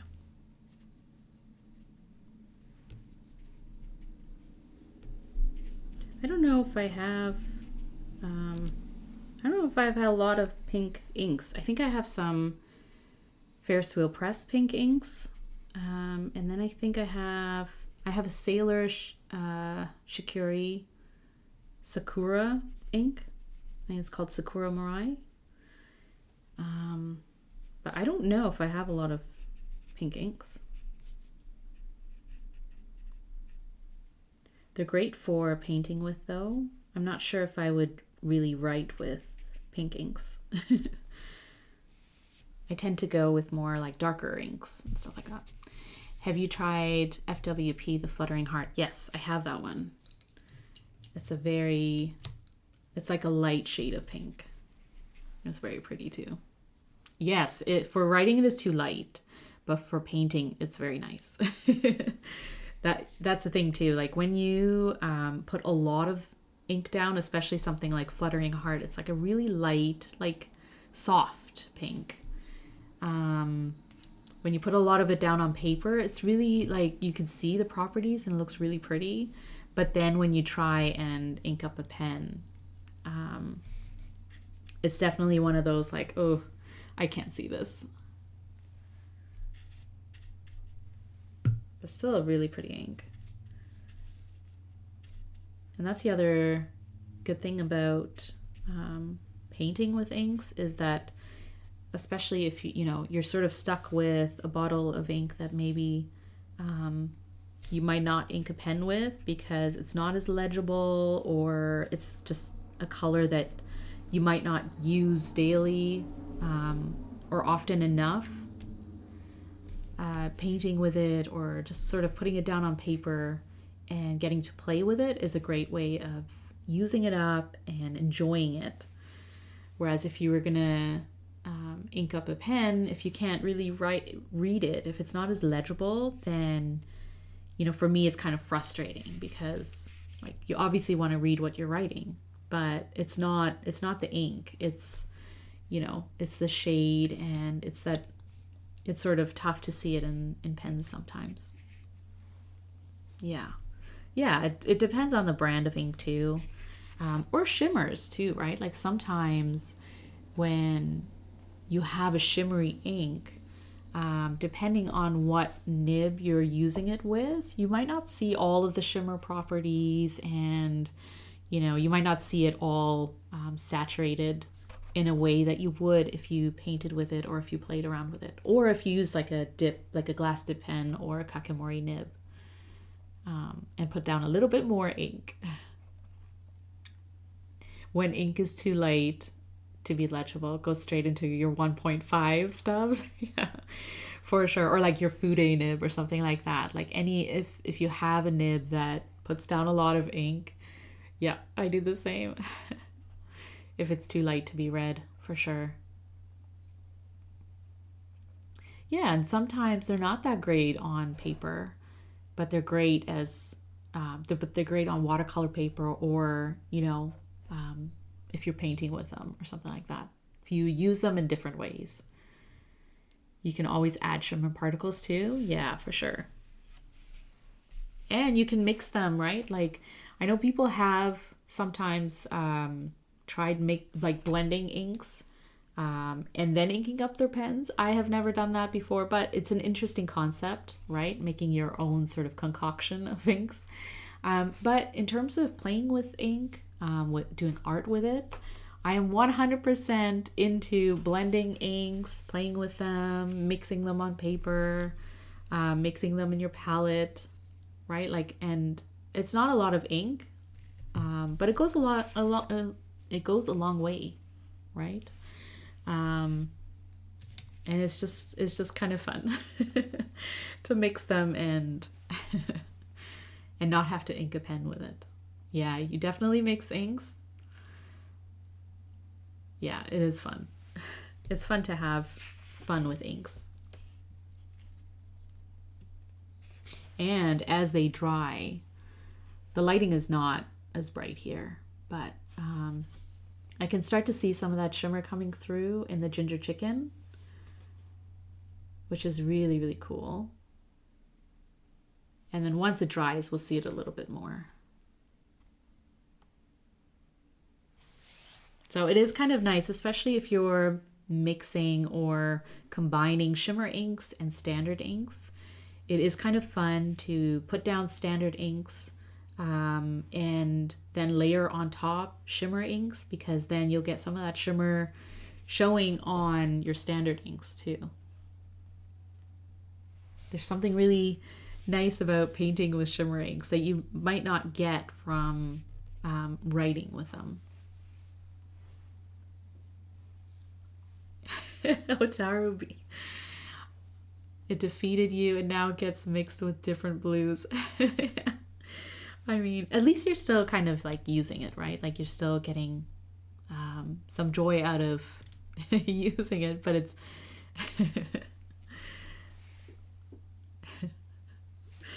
oh, so funny. All right, so I am going to draw on top of this. I'm just waiting for this ink to dry, but I might just use a blotter. And I have, actually, you know what? While I wait for this to dry, I'm just going to do a quick painting in my TRP notebook, because I still have some of this ink, and I love this ginger chicken shimmer ink. It's really, really pretty. And let me just see. Okay. So I'm going to use it up a little bit just to do a second painting.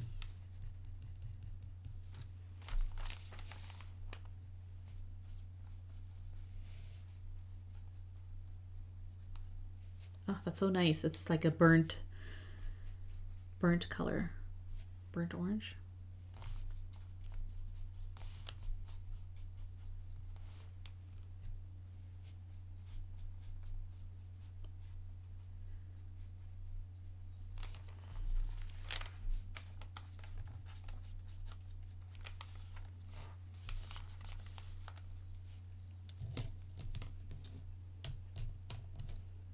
And then this Robert Oster gold.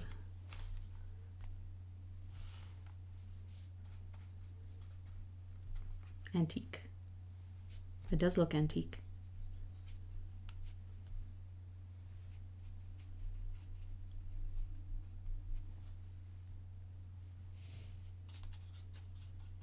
These two colors together actually looks really nice too.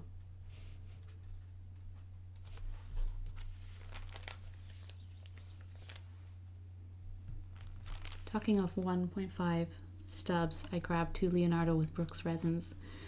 Wow, that sounds amazing. With Brooks resins. Oh, Brooks does a great job at amazing resins.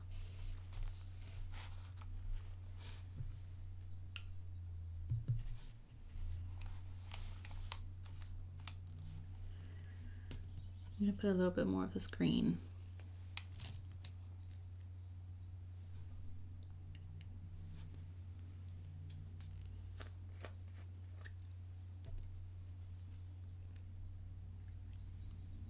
So you're into broads and stubs. Ethrac. What do you think of the 1.5? Yeah, I think you can post a link. It shouldn't flag you. So feel free to.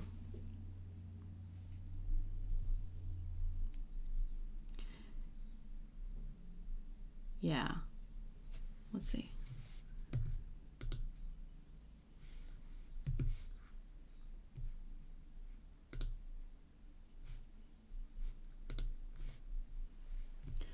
Wow, that is nice. Oh, so pretty. Yeah, that one's really nice. They're all really nice. They're all very pretty. I like that. The abalone too. Yeah. So pretty. Thanks for sharing. That's awesome. So you got a 1.5 stub. That's awesome. On 2 of them. Yeah, that's awesome.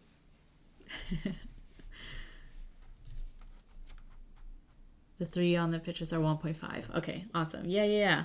So it's also kind of nice because the Leonardos are comfortable to hold. So when you're kind of like, you just want to have a little bit of fun with them, put down ink, and you have a nib that, a 1.5 stub will definitely let you put down ink. That's kind of fun to play around with, isn't it? Those are gorgeous pens, so definitely enjoyable.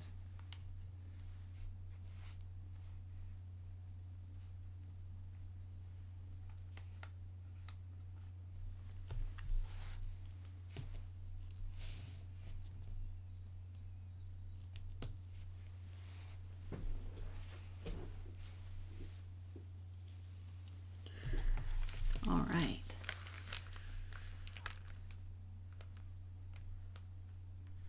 I'm really enjoying that ginger chicken shimmer ink. So we'll let that dry.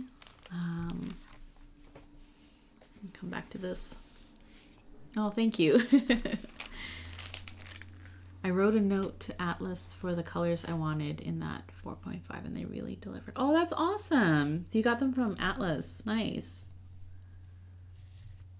Are they Atlas exclusives? I feel like that last one, the really bright, like the one that has the bright colors, might be. Oh yeah, you have it. Sorry, you have it in the caption. Leonardo and Atlas Momento Zero Gold and Abalone, and Leonardo and Atlas Momento Zero Primary. Yeah. Yeah. Okay.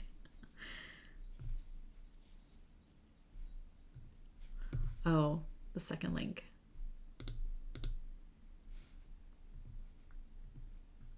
Oh, okay.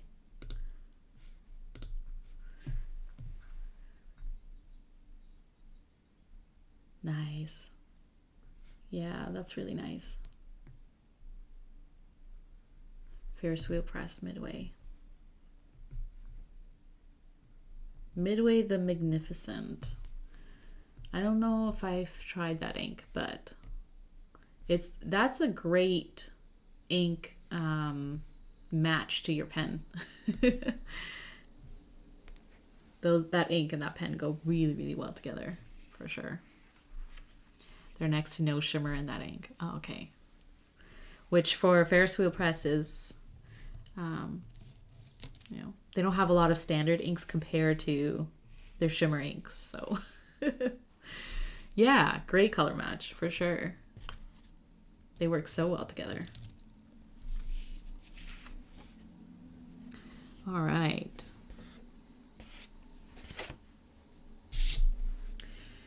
This is now dry, so I'm going to use my, so on my desk I have this crab that sits there and holds my kakimori nib in a nib holder. He's getting things done. Holding up my nib. So I'm going to use this and my kakimori pigment black ink, which is my go-to for drawing on top of paintings because it's a pigment ink, so kind of just sit on top of the ink that you've already laid down, but it's still vibrant and shiny, and you know, it will sort of bring everything together.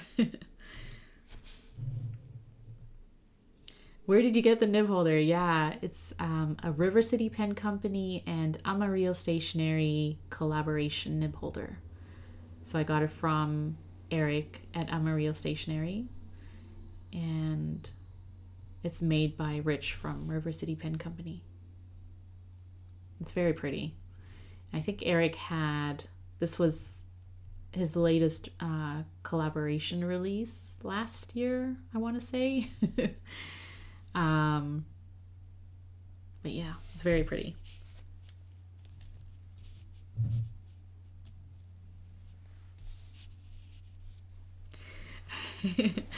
Zodiac Penco, I made 3 nib holders yesterday. Amazing. That's awesome. That's actually, you work fast.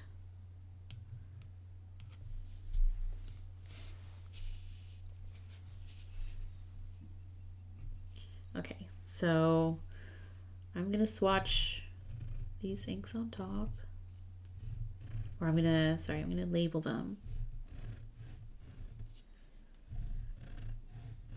so I don't forget what inks I used in this painting.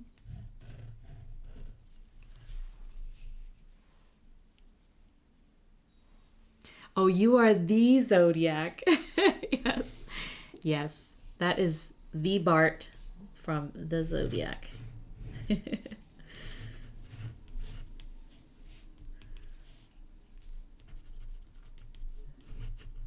The one and only.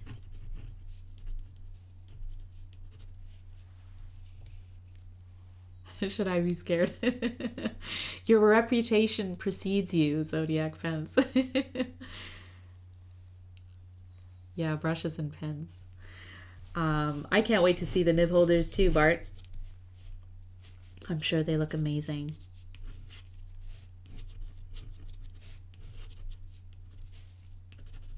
Are you doing a special pen for the Atlanta Pen Show, Bart?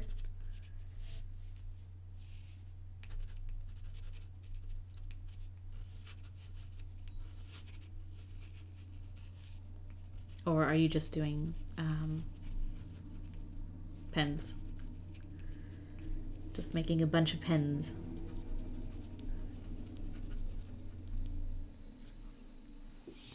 Only if you're afraid to sell me a pen someday. Bart's not afraid of selling pens. And you could look at all of the pens, the whole lineup, and yeah, take your time deciding because it's going to be so many good pens.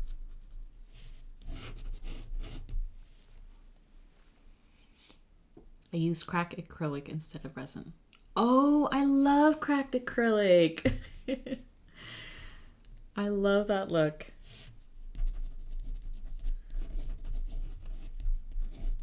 It's really pretty. I do love resin too, but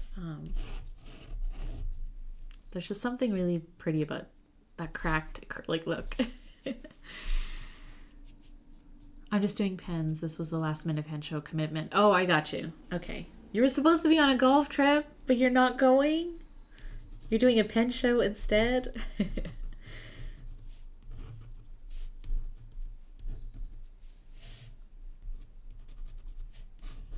But you'll have fun. It'll be a fun time anyway. If the Forge Patina is still up on the Zodiac site, come payday, it's mine. You're calling dibs, plain water. And it's gorgeous.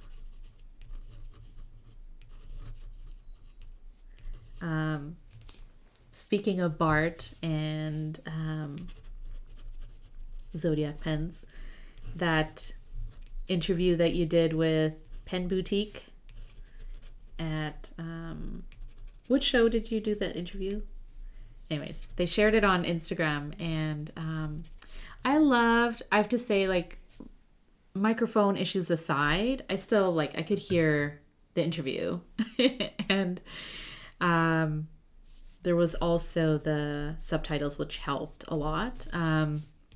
But I loved hearing how you started in pens, Bart. That was really cool. And not only that, but I loved hearing your connection to Jonathan Brooks from Carolina Pen Company and how he helped you. And like it just like Jonathan is awesome.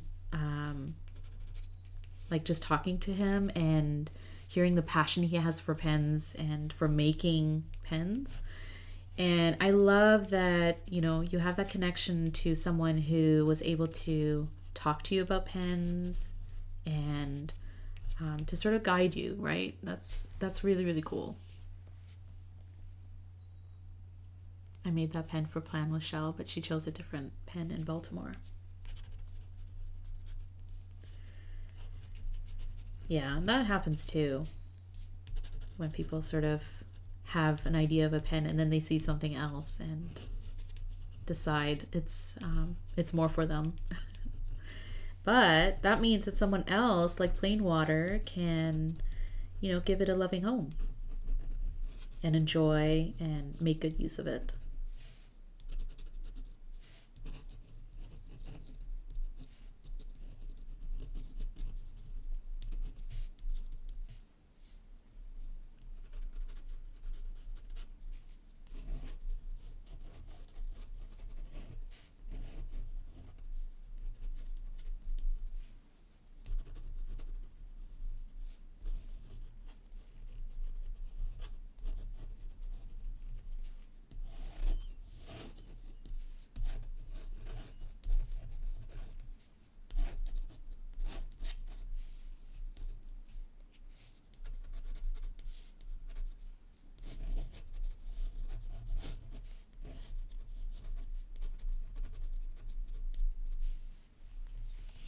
I love this.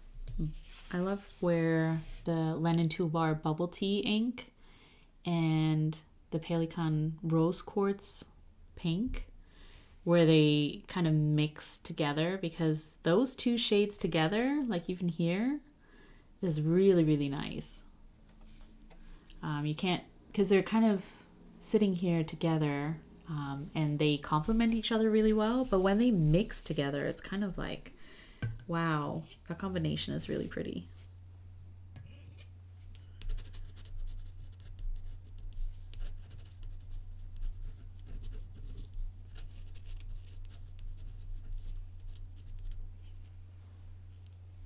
So cool, yeah. I do plan to have some nib holders for the Chicago Pen Show. It's a good way to use up partial materials laying around the shop. Oh, that's a good point. And I'm sure people will enjoy it, especially if they like the material. Having a nib holder is kind of like a secondary way of, you know, enjoying different materials and different resins and stuff. And then you could also have like a matching pen and nib holder, which is kind of cool.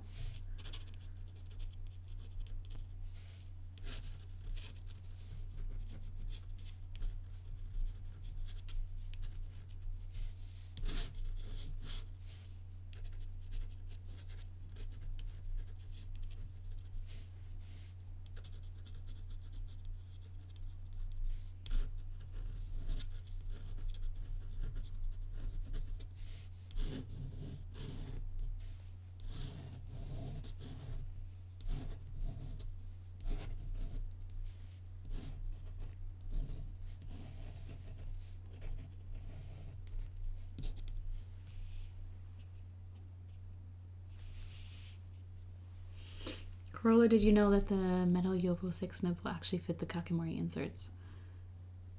Really? No, I did not know that. Oh, wow. Thanks for letting me know. No, I didn't know that. Oh, it does. Interesting. Very interesting. I'm gonna have to try that out. Definitely gonna try that.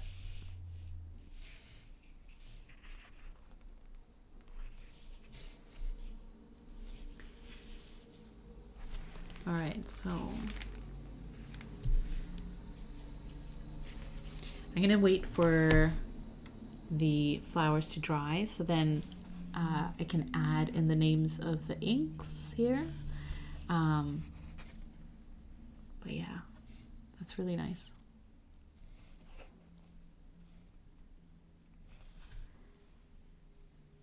They need a little bit of feed, so I cut out a plastic bottle and insert a teeny piece under the nib.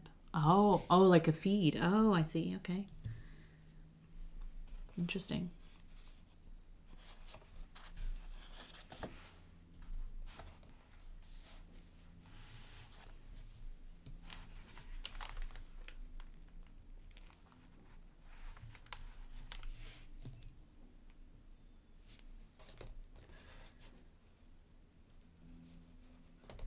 And then is it sort of like a similar feel to, I guess it would be like a dip nib, right? Like a hokoro or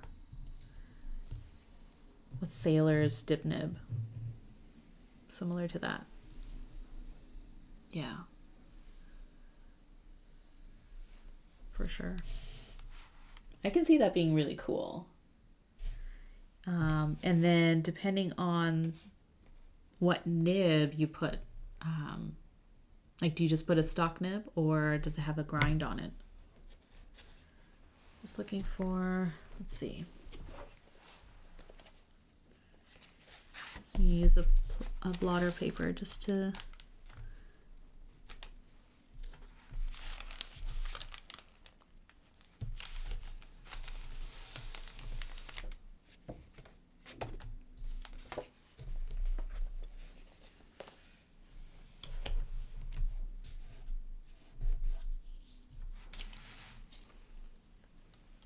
You sent me a video? Okay, awesome, Bart.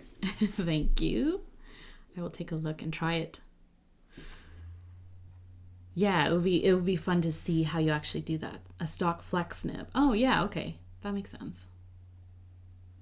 Yeah, I can see that.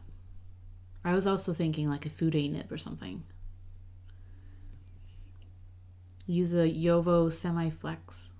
Oh, okay. Cool. 14K, nice.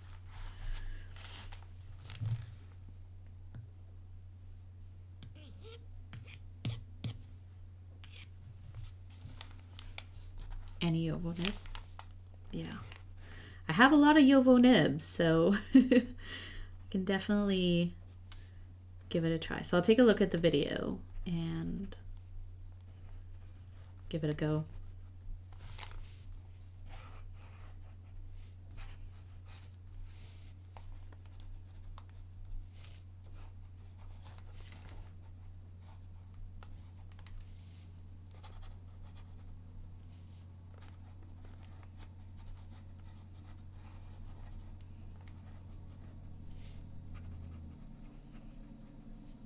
I do love my Kakimori stainless steel nib, but I think that's why I'm kind of like, I'm good with this nib because it works so well for me for what I use it for. But I would love variations of it, I think. Like I would love to try variations of a dip nib versus like getting, you know, like a different material of the same type of nib, I think. So definitely intrigues me. If you can use a Yovo nib or, yeah, in a holder, that I think that would be really fun. Especially if it's flex. I can see that being really fun.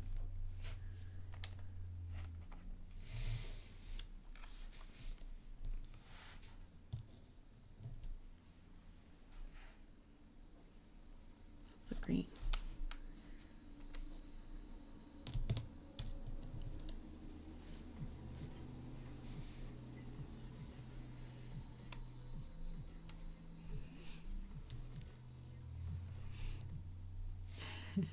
Thunderpup, thanks for the follow.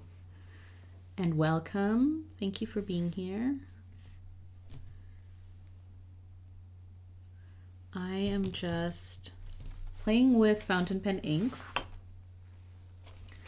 doing some painting with it, with them, using up some ink samples that I have, and just laying them down on watercolor paper and also Tomoe River paper, and just having some fun with it. And checking out the different ink properties. Oh, this is it. There we go.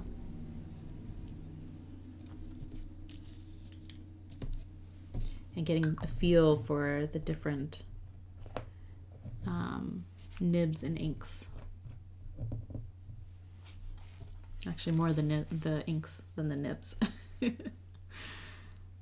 I bought a Superflex 14K Yopo nib and it's so flexy I can't use it in a pen. But in a dip nib holder it works great. Oh, that's interesting. Oh, thanks, Thunderpup.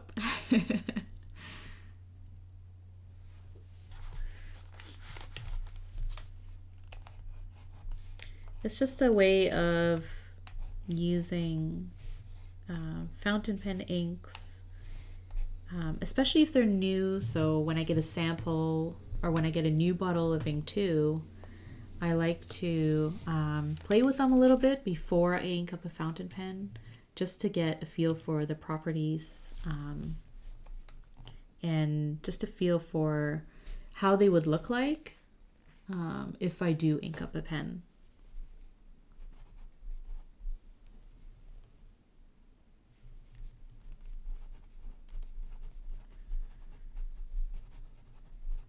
Then I also find combinations of ink colors that work really well together. And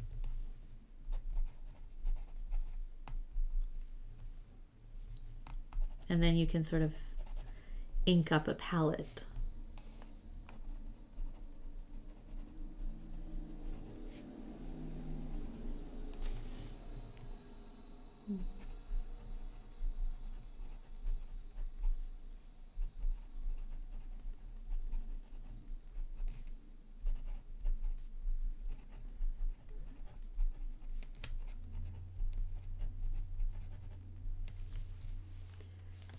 All right.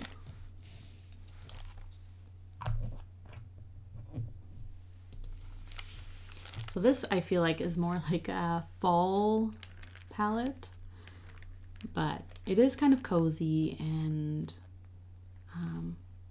yeah, it's kind of a cozy vibe, but like a rusty, you know, warm vibe. Dominant Industry Wonder Pens Ginger Chicken Shimmer with Robert Oster Gold Antiqua and Kobe Akashi Museum Gold, which I do see that sort of goldish, a little bit of that shade coming through the green, which makes the green a little bit more leaning yellow.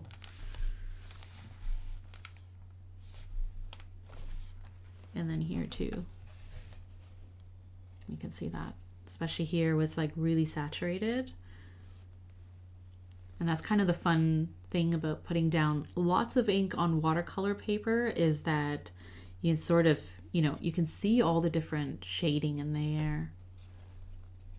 And that shimmer is coming through too on the ginger chicken. This one's kind of darker, and then when you add a little bit of water to dilute it, it's a great way of really pulling out the different colors, thinning them out so that it doesn't look like just, you know, the darkest version of that color.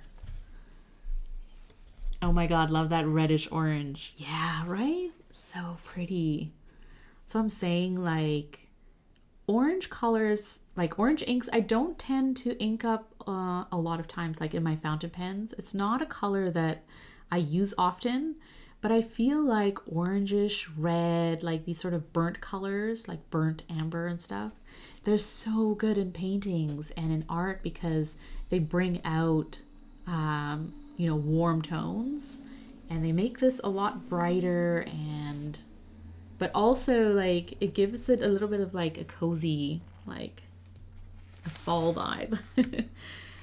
It's not so, it's sort of like an earthiness to it, right?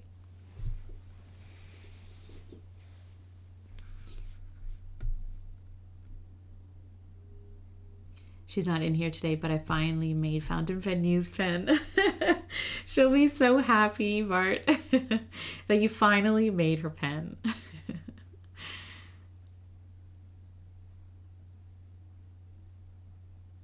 Yay, you're back, community time. You have a break between meetings, and I mix Winsor & Newton gold calligraphy ink with the Twisby emerald green to make a fun shimmery green. Wow, I love that.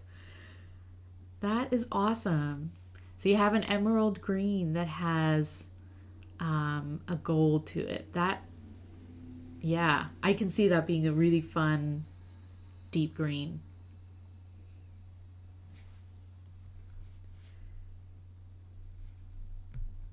Oh, bye, Susie B.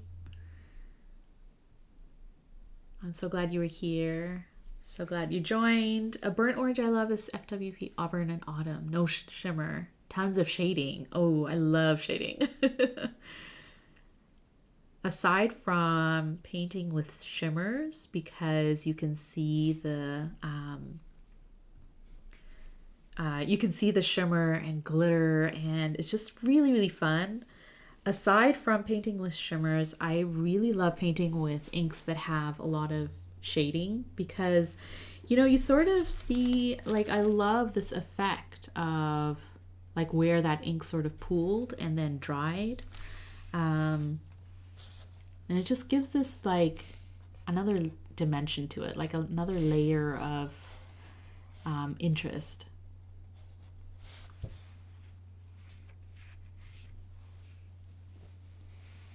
It is super cozy, yeah.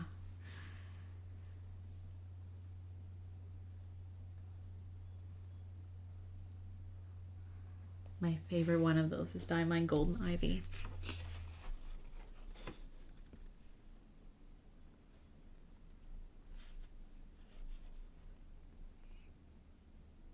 Yeah, it's really fun to see how the different colors and shades come together.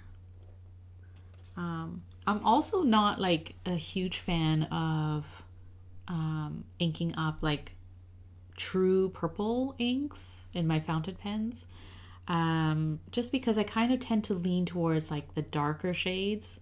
So like a shade like this is really fun for me to paint with, because like I love purples, I do, and they look great as flowers, obviously. Like a purple flower is really, really pretty.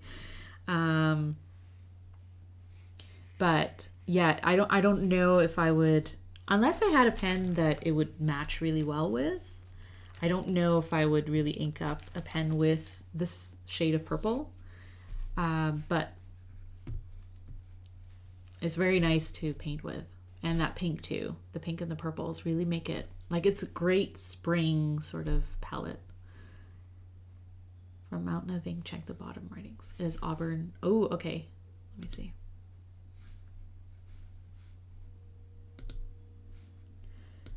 Auburn in Autumn in Auburn. Ooh, that is pretty. Yeah, that is really nice.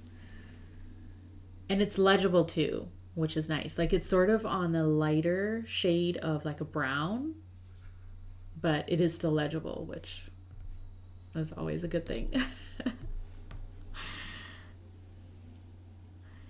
I have a best friend who's a purple fan, and she would totally write with that color. Yeah, it is such a pretty color, right?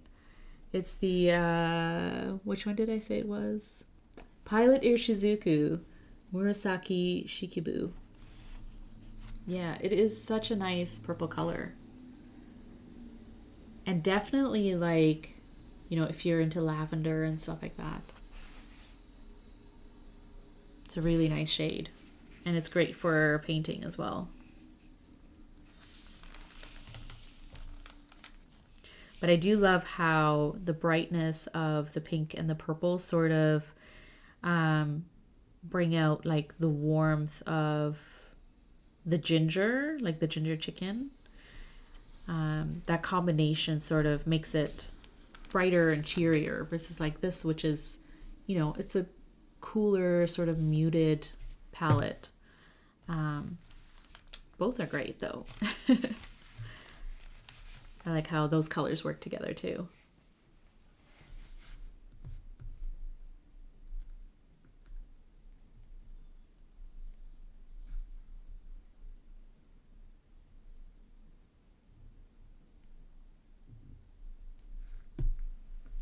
Yeah, I'm just reading the past comments, but maybe you should start pouring Zodiac pens, or is it just like it's too much of a commitment, right? Time, effort, materials. Or maybe that's the next step. That's the next evolution of Zodiac pens. But it's great. It's great when you use, like if someone likes to pour blanks, because that's their way of being creative and bringing colors and materials together. It's great that you can then make something out of it. That's nice to see. So I am going to let these dry. They're pretty much ready to go, except the Kakamori pigment ink obviously takes a little bit longer to dry. So I'm going to let them sit in the sun, or the limited amount of sunlight that I have. So I'm going to put them by the window. Let them dry a little bit. Question, if someone hand paints a pen, how would you seal it to keep it pretty? Bart? If someone hand paints a pen, does anyone know? How would you seal it to keep it pretty? Yeah, that's a good question, actually. I'm not too sure. Like a clear lacquer. Yeah, I would assume too. Urushi.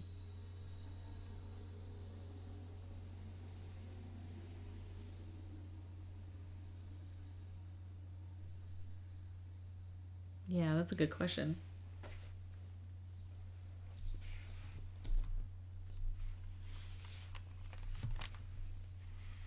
Are you hand painting pens, Indy? Oh, I'm thinking of having a friend paint one, but sealing is what I need to know. Yeah. I'm not too sure. What do they call it when you heat shrink wrap? Yeah, I would assume it's a clear lacquer that you need. Yeah, I don't want it to interfere with using it. And then you also have to think about when you're cleaning out the pen. Definitely lacquer. There you go. Thanks, Bart. Resin will yellow it over time if it's not UV resistant. Clear nail polish. Yeah.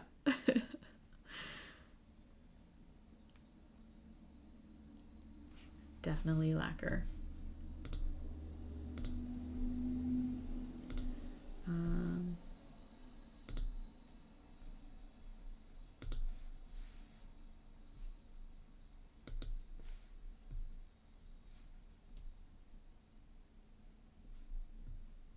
I was gonna say Brian Anderson, who also does Twitch streams, and he does on his streams he repairs pens. He's a good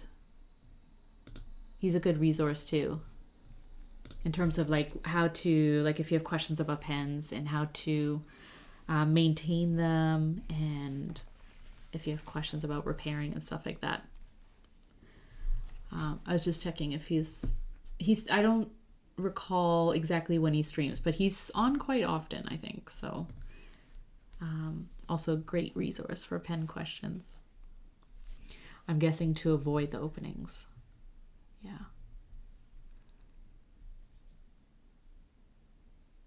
Yeah, you don't want to lacquer over openings that you need to have on the pen. He streams around 2 p.m. Eastern time. Okay, thanks, Plain Water. Yeah, definitely a good resource. I've joined a couple of times just to it's kind of nice to watch people doing things like working on things that they're comfortable doing. So Brian's great at like working on pens and then talking about what he's doing and stuff. And I've been on there where, you know, you can ask questions and get to know a little bit more about the fundamentals of how a pen works. And when they don't work, like if something goes wrong, you know, how do you fix a pen, or what do you kind of have to look out for? I do have to ask him about replacing a nib on my old Oster book. Yeah, for sure. Either he's late today or not streaming. Yeah, I'm not sure. I assumed he was, but yeah, maybe he's late. Yeah, let me see.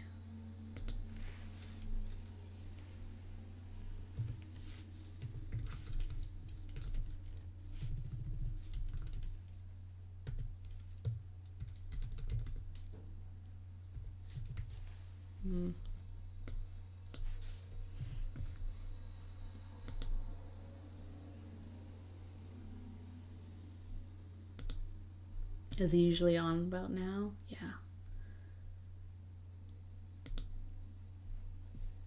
What's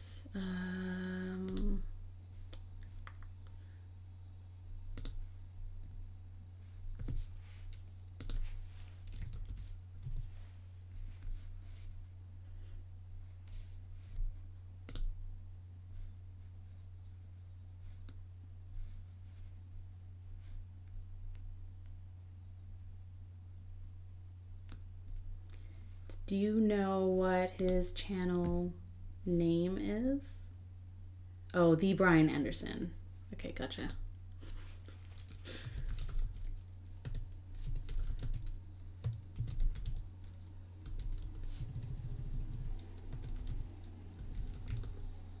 Yeah, I am.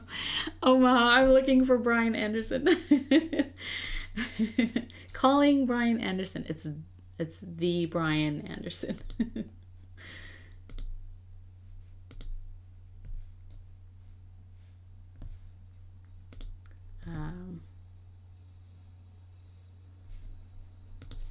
There we go.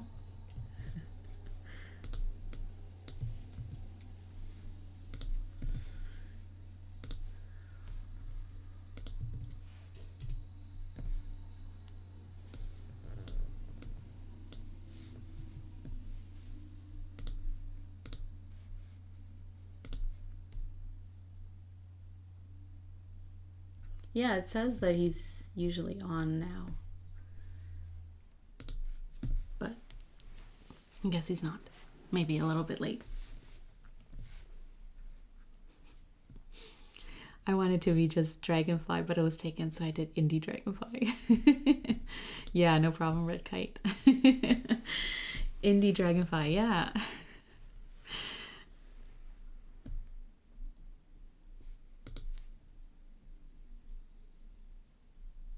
But definitely, oh, I'm just seeing brushes and pen, clear nail polish, and UV nail gel will wear off fast. That's good to know too.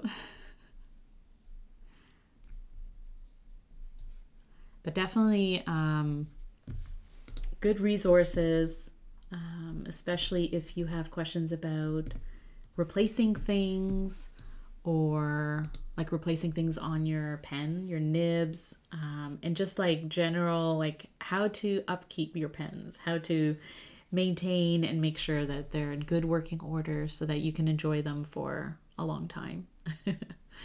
And if you're also customizing your pens a little bit. There's a stream on his schedule in half an hour. Okay, gotcha. Okay.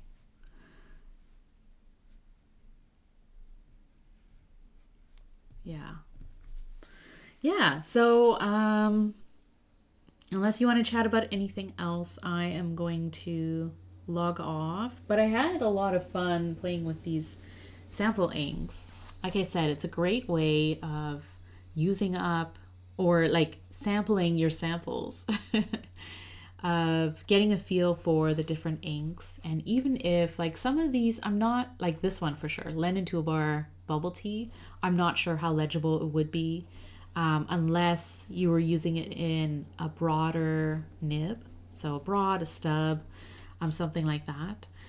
But it is kind of fun to experiment with and to paint with, just to get an idea of, like, you know, the colors that you're into and that you might use in a fountain pen, or just paint with them, right? Like, I like having all these different colors in my collection just to sort of paint with and blend and experiment with. Yeah, thank you so much for joining and for the chat. And thanks for being here. It's very relaxing to listen to you and watch you paint. Thanks, Red Kite. That's what I'm here for. Relaxing, having fun, and talking about all kinds of stationery things. Fountain pens, inks, pen shows. If you're going to the Atlanta Pen Show, have fun. Say hi to Bart at Zodiac Pen Co. because I won't be there to say hi. And you know, get to know the community. I hope you get some custom nib grinds. And yeah, just, you know, kind of enjoy the community and fun events that are available to us. And I will be back on Friday, so in 2 days, same time, same place. We'll see what we'll end up doing. Probably more fun stuff. And Thunderpup, thanks so much for joining. Thanks for being here. And you'll be on, Miss Marilyn. Yeah, it's kind of nice to just kind of, you know, have fun with stationery and to hang out and to chill and chat. So thank you for being here. I'm Corolla. On socials, you can find me at From Corolla. And yeah, I'll be back on Friday. We'll do more stationery stuff. Replay will be on Twitch and on YouTube. So if you're watching the replay or the rest of the replay, thanks so much for being here. I appreciate you all. I'll see you next time. Bye. Take care. Go play with stationery.